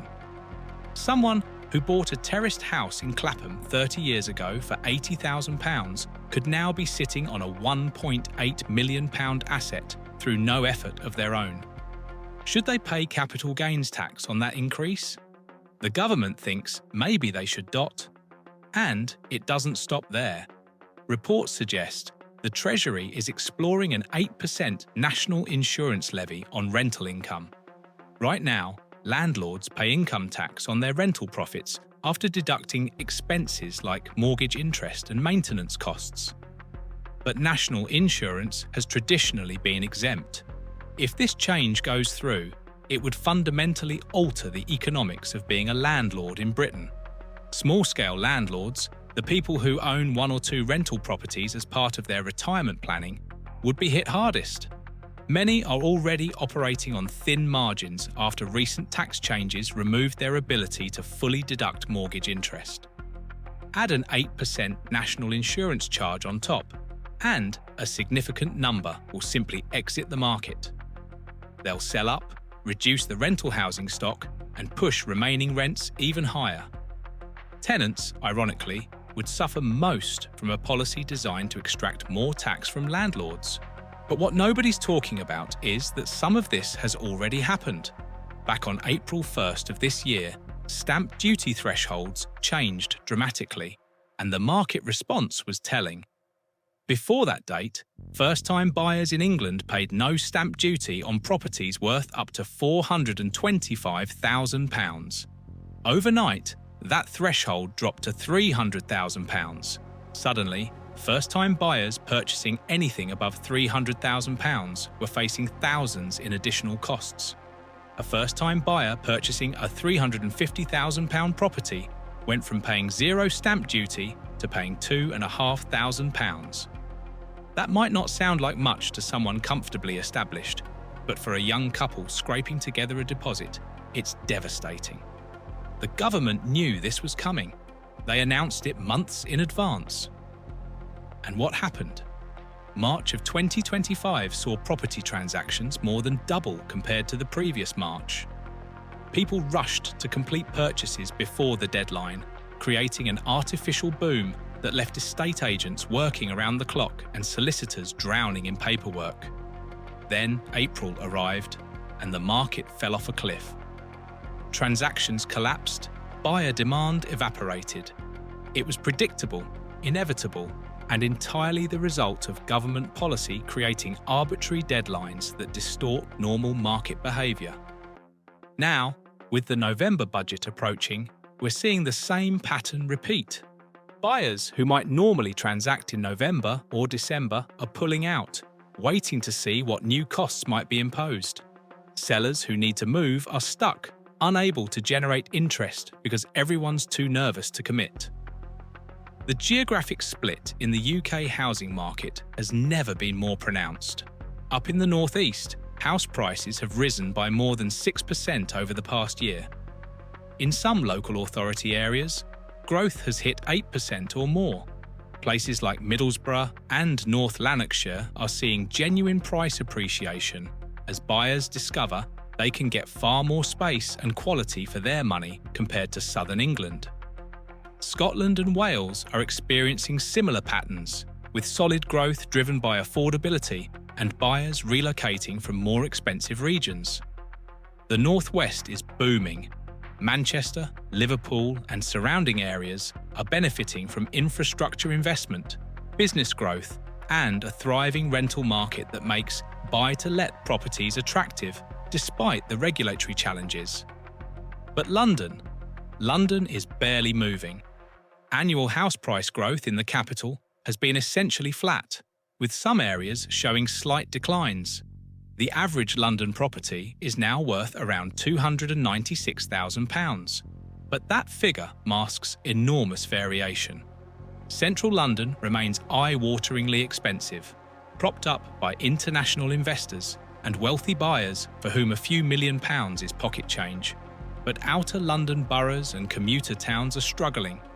Affordability has been stretched to breaking point. Even two-income professional households are finding it nearly impossible to get on the ladder without parental help or decades of saving. And now, with rumours swirling about new property taxes specifically targeting homes above £500,000.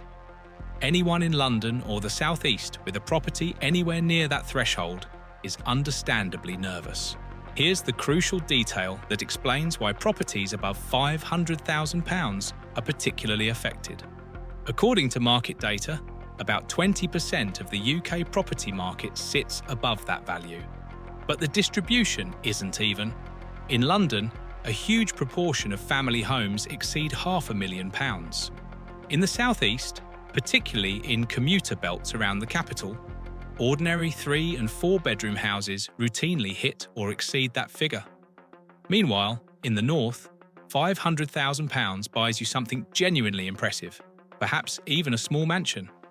So when the government considers policies that use £500,000 as a threshold, they're not creating a tax on the wealthy. They're creating a tax on geography. They're punishing people whose only crime was buying a house in an area where prices rose faster than wages. The speculation around council tax reform adds another layer of uncertainty. Britain's council tax system is famously outdated, still based on property valuations from 1991. A modest terrace in an area that's since gentrified might be in Band B, paying relatively little, while a similarly sized property in a less fashionable area could be in Band D, paying significantly more. The system makes no sense. Everyone acknowledges it's broken, and successive governments have been too frightened to reform it because any change creates winners and losers. But now, reports suggest the Chancellor might introduce new council tax bands specifically for high-value properties. Homes worth over a certain amount, perhaps £1 million or more, would be placed in new premium bands with substantially higher annual charges. On paper, it sounds fair. In practice, it would disproportionately affect elderly homeowners who bought decades ago, have paid off their mortgages, and are now living on fixed incomes. Their homes might be worth a fortune on paper, but they're asset-rich and cash-poor. Forcing them to pay thousands more in council tax every year could drive them out of family homes they've occupied for generations. Landlords, meanwhile, are facing a perfect storm of challenges that goes far beyond the national insurance rumours. Over the past few years, successive policy changes have made being a landlord increasingly difficult and expensive. Mortgage interest tax relief was removed, significantly increasing tax bills for landlords with mortgages. Stamp duty surcharges were introduced, then increased, making it more expensive to purchase buy-to-let properties. The surcharge currently sits at 5% on top of standard stamp duty rates, meaning a landlord purchasing a second property worth £300,000 pays an extra £15,000 in tax compared to an owner-occupier. Energy performance certificate requirements are tightening, with landlords now required to ensure rental properties meet minimum efficiency standards or face substantial upgrade costs. Tenant protection legislation is expanding, giving renters more rights but reducing landlords' flexibility to manage their properties. The cumulative effect of all these changes is that small-scale landlords are leaving the market in droves. These aren't wealthy property moguls with vast portfolios. They're ordinary people who bought a second property as an investment, perhaps planning to fund their retirement with rental income. Now, they're finding the regulatory burden overwhelming, the tax treatment punitive, and the financial returns barely worth the hassle. When they sell up and exit the market, their properties often get purchased by owner-occupiers or by large institutional landlords with the scale and resources to manage complex compliance requirements. The result is a shrinking rental sector, higher rents due to reduced supply, and increased market dominance by corporate landlords who have far less personal connection to their tenants. What happens next depends entirely on what Rachel Reeves announces on November 26th. If she introduces aggressive property tax reforms, the market will experience another shock similar to the April stamp duty changes. Buyers will pull out of transactions, sellers will lower asking prices. The properties stuck in the pipeline will face delays and renegotiations as buyers demand price reductions to offset unexpected tax costs. Estate agents will see their workload collapse. Solicitors will deal with a wave of aborted sales. The construction industry, which relies on a steady flow of property transactions to drive demand for renovations, extensions, and new builds, will suffer. But if the Chancellor takes a more measured approach, perhaps announcing consultations on future reforms rather than immediate changes, the market might breathe a sigh of relief and return to something approaching normal activity. Market forecasters are split on what comes next. Some predict house price growth will finish the year between 1 and 1.5%, with modest continued growth into 2026. They point to stable mortgage rates, improving affordability as wages rise faster than prices, and underlying demand that hasn't disappeared, just been suppressed by uncertainty. Others are far more pessimistic. They warn that sticky inflation could keep interest rates higher for longer than expected, that mortgage rates might not fall as quickly as hoped, and that any significant property tax increases could trigger a genuine market correction. The truth is probably somewhere in between. The UK housing market is remarkably resilient, supported by chronic undersupply, strict planning rules that limit new building, and cultural factors that make home ownership a deep-seated aspiration for most British people. But resilience doesn't mean immunity. If the government imposes substantial new costs on home ownership, particularly costs that fall unevenly across different regions and property values, they risk creating distortions that could take years to unwind. Wealthy homeowners might accelerate plans to downsize or relocate, flooding the market with high-value properties just as demand is weakest. First-time buyers could be priced out entirely, trapped renting indefinitely while watching the ladder they're trying to climb get taller. Regional inequality could deepen, with London and the South East falling further behind northern regions where housing remains affordable. The rental market could become even more dysfunctional, with rents consuming ever larger shares of tenant incomes, while landlords struggle with rising costs and tightening regulations. Here's what's most frustrating for everyone caught in this freeze. The uncertainty itself is the problem. If the government simply announced its plans clearly, well in advance, with proper consultation and transition periods, the market could adapt. Buyers could make informed decisions. Sellers could price realistically. Agents could advise clients with confidence. Instead, we have rumour and speculation, leaked proposals and trial balloons, creating an environment where nobody knows what's coming and everyone's too scared to move. Property transactions are complex, expensive, and emotionally draining. They require commitment, trust, and a willingness to take on substantial financial obligations. When the government undermines that confidence by constantly threatening to change the rules mid-game, they damage not just the housing market, but the broader economy that depends on it. The most likely outcome from the November budget is a mixed bag.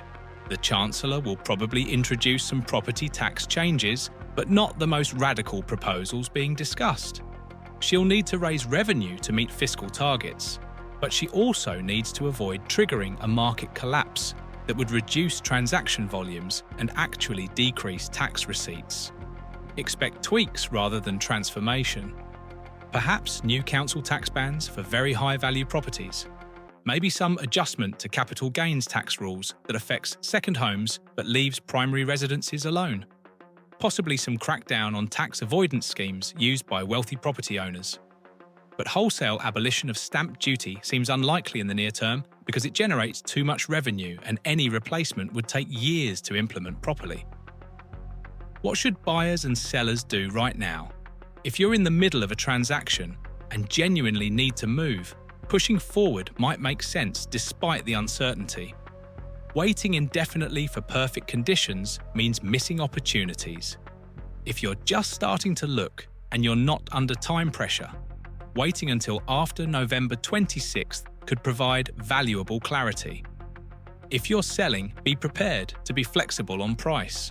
The market has shifted decisively toward buyers, with property choice at decade-high levels. Unrealistic pricing will simply result in your home sitting on the market for months, while similar properties priced more realistically get snapped up. If you're a landlord, carefully assess whether the economics still work for your situation. If margins are already tight and further tax increases are coming, selling might be the smart move before everyone else reaches the same conclusion. The bigger picture here is about Britain's relationship with property ownership. For generations, owning your home has been the foundation of middle-class wealth in this country. Property has been seen as a safe investment, a store of value, and a way to build intergenerational wealth to pass on to children. But if government policy increasingly treats home ownership as something to be taxed, regulated, and restricted rather than encouraged and supported, that cultural understanding will shift. Younger generations already priced out of home ownership might stop seeing it as an achievable goal and adjust their financial planning accordingly. International investors might look elsewhere if the UK property market becomes too expensive or complicated. Wealthy homeowners might relocate abroad, taking their money and their taxable income with them. The UK is not alone in grappling with these issues. Countries around the world are struggling to balance housing affordability, government revenue needs, and property market stability. Some have introduced annual property taxes similar to what's being discussed here. Some have wealth taxes that include residential property. Some have aggressive capital gains taxes on all property sales, including primary residences. The international evidence suggests these policies have mixed results at best. Annual property taxes can improve market mobility by reducing the one-time cost of moving, but they also create ongoing costs that burden elderly homeowners and anyone on fixed incomes. Capital gains taxes on primary residences raise revenue but discourage people from moving and can create bizarre incentives to spend money on consumption rather than invest in property improvements. Wealth taxes sound appealing, but are notoriously difficult to administer and often drive wealthy individuals to relocate to more tax-friendly jurisdictions. What's missing from the entire debate is an honest conversation about what we want the UK housing market to look like. Do we want widespread home ownership, even if that means accepting that house prices will generally rise over time? Do we want a larger, more professional rental sector, even if that means accepting that most landlords will be institutional investors rather than individual people? Do we want genuinely affordable housing, even if that requires massive building programs and reforms to planning laws that upset existing homeowners? Do we want to tax property wealth to fund public services, even if that means middle-class homeowners feel less wealthy and secure? These are genuine trade-offs with no easy answers. But making policy through leaked rumours and last-minute budget announcements without proper consultation or long-term strategy is the worst possible approach. The freeze in the UK property market right now is a symptom of deeper problems.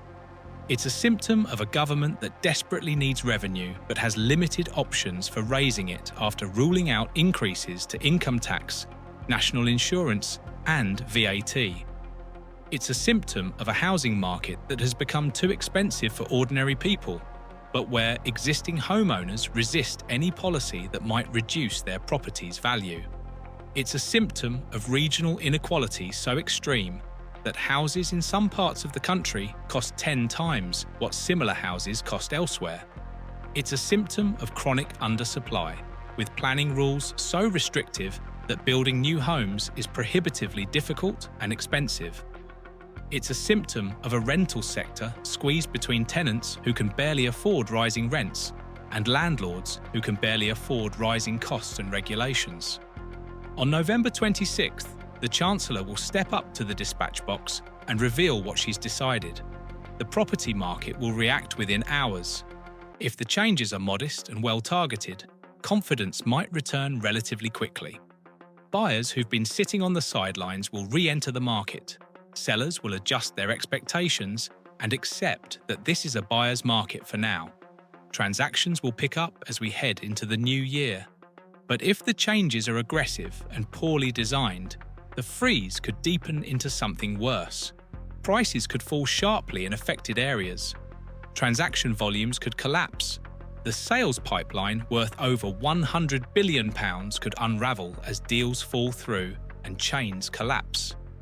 The economic ripple effects would extend far beyond the property market itself, affecting construction, home improvements, furnishings, removals, and all the other industries that depend on people buying and selling homes. So where does that leave us? The UK property market is frozen, not because of economic fundamentals, but because of political uncertainty. Buyers are waiting to see what costs they'll face. Sellers are stuck hoping their properties don't lose value before they can complete sales. Landlords are calculating whether it's worth staying in the market. Everyone is watching the government, waiting for clarity that should have been provided months ago. This isn't how a healthy property market operates. This isn't how responsible economic policy is conducted. And it's ordinary people trying to buy their first home or downsize for retirement or provide rental housing who are paying the price for this chaos. November 26th will bring answers, but the real question is whether those answers will restore confidence or deepen the crisis. The UK property market is holding its breath. In less than a month, we'll find out if it can breathe again or if it's about to suffocate under the weight of taxes it never saw coming. The UK housing market has stopped. Not crashed, not boomed, just stopped. October 2025 has seen something most experts didn't predict: a complete freezing of activity that's left buyers hesitating, sellers panicking, and estate agents wondering what just happened. Transactions that should be sailing through are stalling. Viewings that should be converting into offers are going nowhere. And properties that would normally sell in weeks are sitting for months. This isn't your typical autumn slowdown. This is something different. Something driven by fear, speculation, and a single date that's got everyone holding their breath. November 26th, 2025, the day Rachel Reeves delivers her autumn budget. The day that could reshape UK property forever. If you want to stay ahead of every twist and turn in the UK property market, make sure you hit that like button and subscribe to Property Reporter. We bring you the latest housing news, market analysis, and the insights you need to make smart decisions in this crazy market. Don't get left behind when the budget drops. Let's talk numbers, because they tell a story that's almost hard to believe. Buyer demand has collapsed by 8% compared to this time last year. Sales agreed are down 3%. For the first time in 2 years, we're seeing an annual decline in people actually committing to property purchases. The average asking price crept up by just 0.3% in October. To put that in perspective, the 10-year average for October is 1.1%. We're looking at the weakest October price growth in over a decade. And here's where it gets interesting. Last October, the market was buzzing. People were rushing to complete purchases before the April stamp duty changes kicked in. Mortgage rates had just started dropping after that first base rate cut in 4 years. Confidence was building. Now, silence. The energy has been sucked out of the room, but the economy hasn't collapsed. Mortgage rates are actually better than they were last year. Employment is stable. Wages are growing. So what's changed? Why has the market essentially pressed pause? The answer is sitting in Westminster, being drafted behind closed doors right now. Everyone's afraid of what's coming on November 26th. The autumn budget has become the ghost haunting every property decision in the UK right now. And it's not just vague worry. There are specific, detailed proposals floating around that have got buyers and sellers genuinely spooked. The Treasury has been considering a radical overhaul of how we tax property in this country. We're talking about potentially scrapping stamp duty entirely and replacing it with something completely different. One proposal suggests an annual property tax on homes worth over £500,000. Not a one-time payment when you buy, an annual bill, every single year. The rate being discussed is around 0.54% for properties between £500,000 and £1 million, and higher for anything above that. Imagine owning a £700,000 home and suddenly facing a £3,000 annual tax bill that wasn't there before. Then there's the landlord situation. Reports emerged that the Treasury is considering charging national insurance on rental income.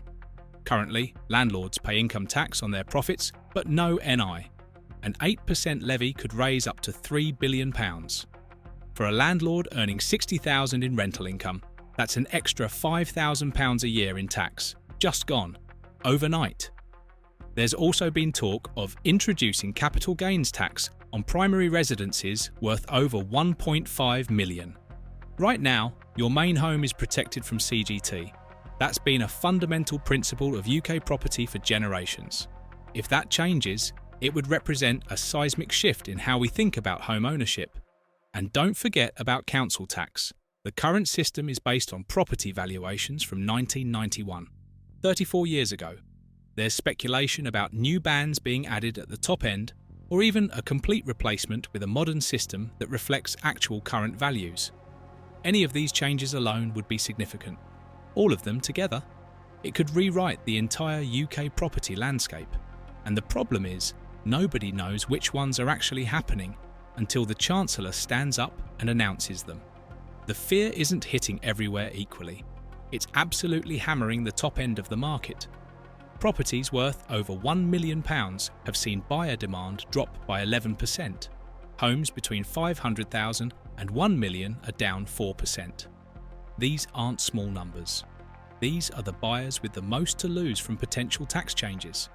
They're the ones sitting on their hands, waiting to see what happens. London is getting destroyed. Prices in the capital are down 1.4% annually. The southeast is struggling too.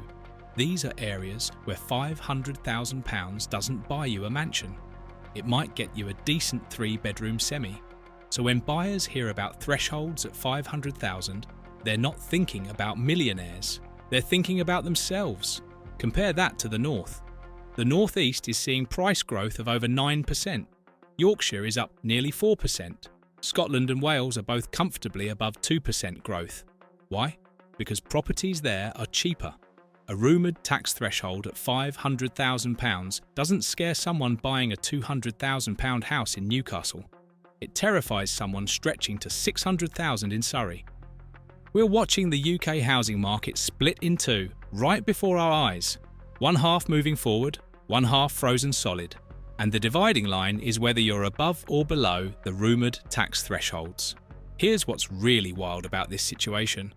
The market has more properties available right now than at any point in the last decade. Sellers are listing, supply is there, but buyers aren't biting.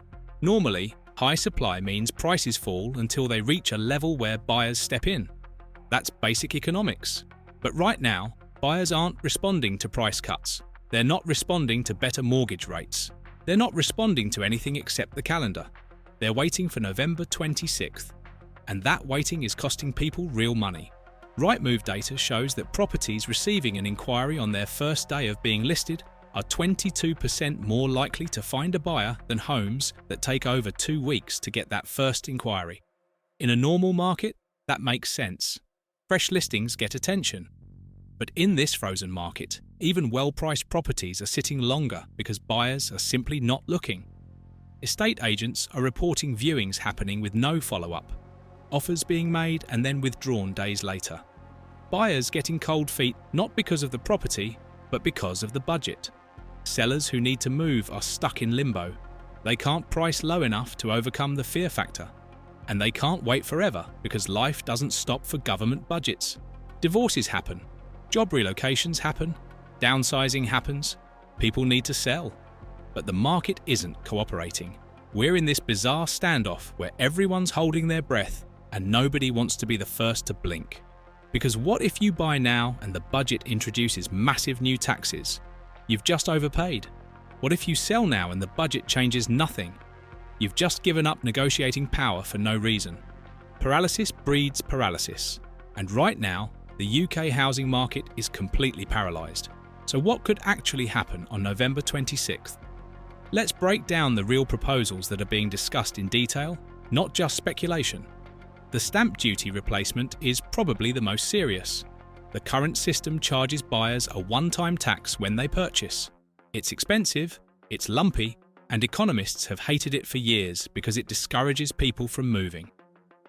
The Institute for Fiscal Studies has called it economic nonsense. The proposed alternative would shift the burden from buyers to sellers and make it an annual charge. Properties over $500,000 would pay roughly 0.54% of their value every year after sale. Properties over $1 million would pay a higher rate. The theory is this would remove the barrier to moving while still raising revenue. The reality is it would fundamentally change the economics of home ownership for millions of people. Then there's the national insurance on rental income proposal. Currently, if you earn money from renting out property, you pay income tax on the profits, but you're exempt from NI because it's considered investment income, not earned income. The government is reportedly considering applying an 8% levy, the same rate employees pay, to rental profits. This would raise somewhere between £2 and £3 billion. For landlords, it would slash returns. Many are already facing higher mortgage rates, stricter regulations, and reduced tax relief on mortgage interest. Another big hit could push thousands out of the sector. And when landlords exit, they sell to owner-occupiers or other landlords. Either way, rental supply tightens and rents go up, so tenants end up paying for it. Capital gains tax on primary residences is the nuclear option. Your main home has always been CGT-free. It's one of the sacred cows of British property. But with the government desperate for revenue, some reports suggest they're looking at applying CGT to gains on homes worth over $1.5 million. This would overwhelmingly hit London and the South East, where modest family homes can easily exceed that threshold, and it would break a decades-old assumption that your home is your tax-free castle. Council tax reform is the least sexy but potentially most widespread change. The current system is insane. Your tax bill is based on what your property was worth in 1991. A flat that was worth $60,000 then might be worth $400,000 now. A house worth $200,000 then might be $2 million now. But both are still in the same rough tax bands. New bands at the top, or a complete revaluation, could shift billions in tax from poorer households to wealthier ones. Which sounds fair until you realise wealthier households vote more, donate more to political parties, and make more noise. Any of these happening alone would be big news. Multiple happening together would be historic. And the Treasury is apparently considering all of them. The irony of this entire situation is that doing nothing has become the most expensive option for many people. If you're a seller who needs to move, every week you wait is a week of mortgage payments, bills, and stress. Property sitting on the market for 3 months instead of 3 weeks costs you thousands in holding costs. Council tax doesn't stop. Building insurance doesn't pause. Energy bills for an empty property that needs to be heated for viewings keep coming. And if you're in a chain, you're holding up other people too, which means solicitors are circling. Estate agents are getting frustrated, and everyone's patience is wearing thin. The pressure is immense. If you're a buyer who's found the right place, hesitating could mean someone else with more courage swoops in. Or it could mean the seller pulls out of their own purchase chain because they're tired of waiting. There are stories emerging of buyers who had offers accepted in September, went through the survey process, got their mortgage offer, and then just stopped. Cold feet. Not because anything was wrong with the property, not because the survey revealed problems, just because the budget was coming and they wanted to wait. Now those sellers are back to square one. Property back on the market. Time wasted. Money spent on legal fees for nothing. The decade-high supply of properties means sellers have no pricing power. Buyers can negotiate hard right now, really hard. In a normal autumn market, sellers might expect to achieve within 5% of asking price.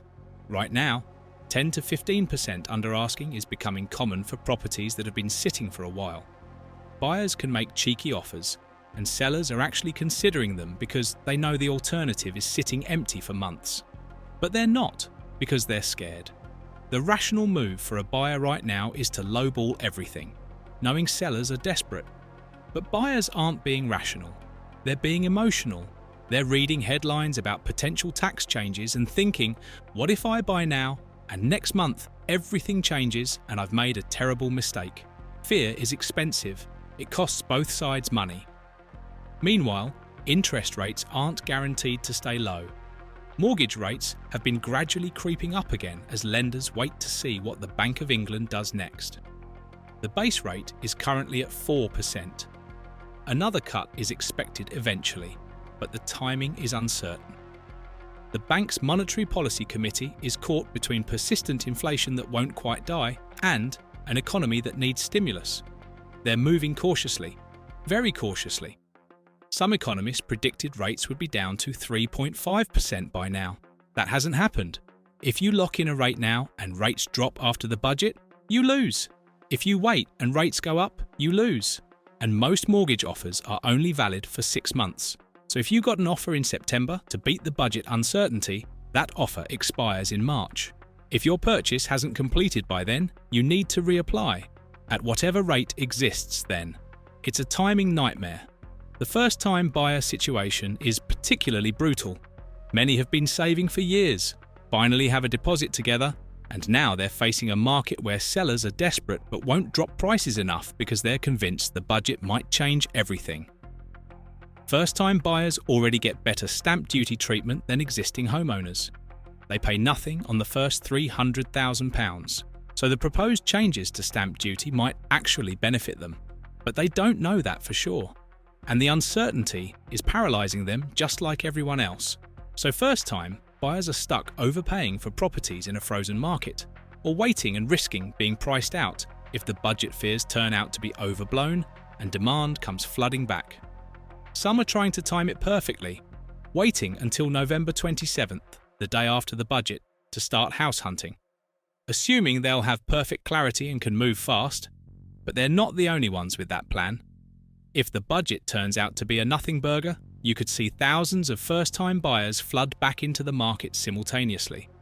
Demand surge, prices jump, and suddenly the properties they were looking at in October are out of reach.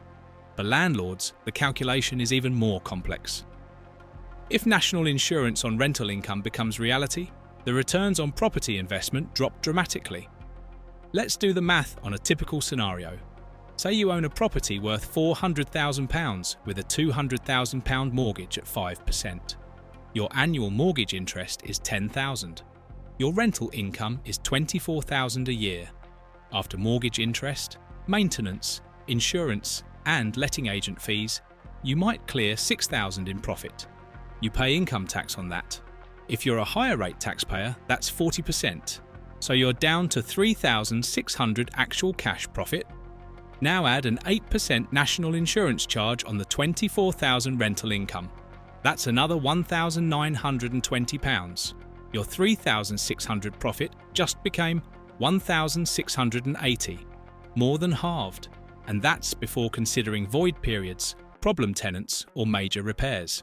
Some landlords are looking at those numbers and thinking it's not worth it anymore. They're preemptively selling up. But if they sell now and the NI change doesn't happen, they've exited a good investment for no reason. If they wait and it does happen, they're stuck with assets that are less profitable and potentially harder to sell because other landlords will be dumping property too. The landlord exodus has been happening slowly for years. Every tax change, every regulatory burden pushes more out. This could be the final straw for thousands. And when landlords sell, they usually sell to owner-occupiers, not other landlords. So rental stock decreases, supply and demand dynamics shift, rents go up, tenants suffer. The whole system groans under the pressure. Nobody wins in this environment, everyone's losing something, even if it's just time and opportunity. Estate agents are losing commission on deals that should have closed. Solicitors are losing fees. Surveyors are seeing fewer instructions. Removal companies are getting fewer bookings. The whole property ecosystem is feeling the freeze. And it ripples outward. Because property transactions drive spending on furniture, appliances, home improvements. When people move, they spend. When they don't move, that money stays in savings accounts. The economy feels it. November 26th is going to be a reckoning. One way or another, Rachel Reeves will step up to that dispatch box and the speculation will end. Either she'll announce sweeping property tax changes and the market will have to absorb a massive shock. Prices will adjust. Behaviour will change. The assumptions people have made about property for decades will need to be rewritten. Or she'll announce limited changes and all this fear will have been for nothing. The market will breathe a collective sigh of relief. Buyers who waited will rush in. Sellers who held out will feel vindicated. and estate agents will have the busiest December in years as everyone tries to complete before Christmas. Or, and this is possible, she'll announce consultations and reviews, kicking the can down the road and extending the uncertainty even further. This might actually be the worst outcome, because at least with definitive changes, people can adapt. With more uncertainty, the freeze continues, maybe into the new year, maybe into the spring market, maybe until next autumn. Nobody knows. What we do know is that this frozen state can't last forever. Human beings need to buy and sell homes. Life events don't wait for budgets. People get divorced. People have babies and need more space. People get job offers in other cities. People retire and want to downsize. People inherit property and need to sell. These things happen regardless of what Rachel Reeves says in Parliament. The spring market will come regardless of what happens in November. And when it does, pent-up demand will either explode if the fears were overblown, or the market will reset to a new normal if the tax changes are real. Think about it this way. If the budget introduces harsh new taxes, prices will have to fall to compensate. A property that would have sold for $600,000 in a world without annual property tax might only fetch $550,000 in a world with it. Buyers will factor the ongoing tax cost into what they're willing to pay. Sellers will have to accept lower prices or not sell. The market will find equilibrium. It always does. But it might take 6 months. It might take a year. During that adjustment period, transaction volumes will stay low, and that's painful for everyone involved in property. If the budget introduces no changes or minimal changes, the release of tension will be instant. Every buyer who was waiting will suddenly have no reason to wait. Every seller who was holding out for a better price will have leverage again because demand is back.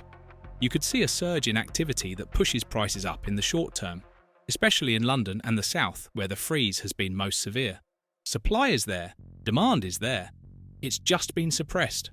Remove the suppression and boom! The UK housing market has survived recessions, financial crises, pandemics, and countless government interventions.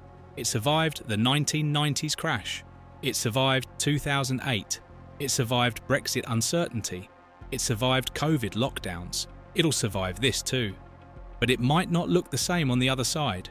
The relationship between property ownership and taxation in this country could fundamentally shift.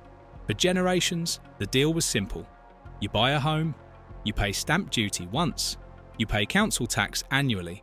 Your home appreciates tax-free. When you sell, you pay no capital gains tax on your main residence. That's been the framework. If that framework changes, millions of people will need to rethink their relationship with property. Is it still the safe investment it was? Is it still worth stretching yourself financially to get on the ladder? Is it still worth holding property for the long term? These aren't small questions. They're fundamental. The assumption that your home is your safest, most tax-efficient investment could be challenged. If you're facing annual property taxes and potential CGT on gains, suddenly property looks more like shares. Taxed going in, taxed going out, taxed while you hold. The advantage disappears. Why take on mortgage debt and all the hassles of home ownership if the tax treatment isn't favourable? Some people will still buy because they need somewhere to live, but the speculative element, the buy-to-let investors, the people treating property as their pension, they might look elsewhere, and that changes the market. The idea that landlording is a reliable path to wealth could be tested. The golden age of buy-to-let is probably over anyway. Mortgage interest relief is restricted, stamp duty is higher for second homes, regulations are tighter, evicting problem tenants is harder. And if NI gets added to rental income, the returns become mediocre. You could make better money in index funds without the hassle of tenants calling about broken boilers at midnight. So more landlords exit, fewer new ones enter. The professionalisation of the rental sector continues. Big corporate landlords with economies of scale take over. Build-to-rent developments multiply. The small private landlord becomes a relic of the past. Regional inequality could widen as the north and south diverge even further. If property taxes target homes over $500,000, that's a London and South East problem.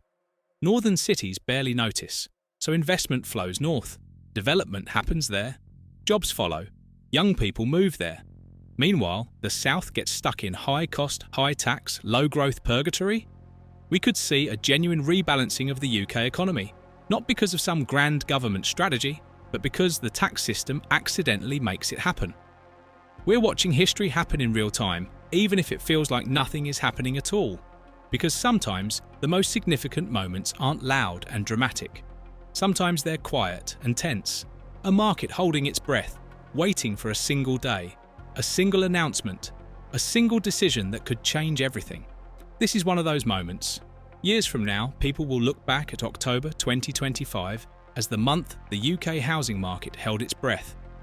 The month before everything changed, or the month when everyone panicked over nothing. Either way, it's a moment that matters. So here's what you need to know right now.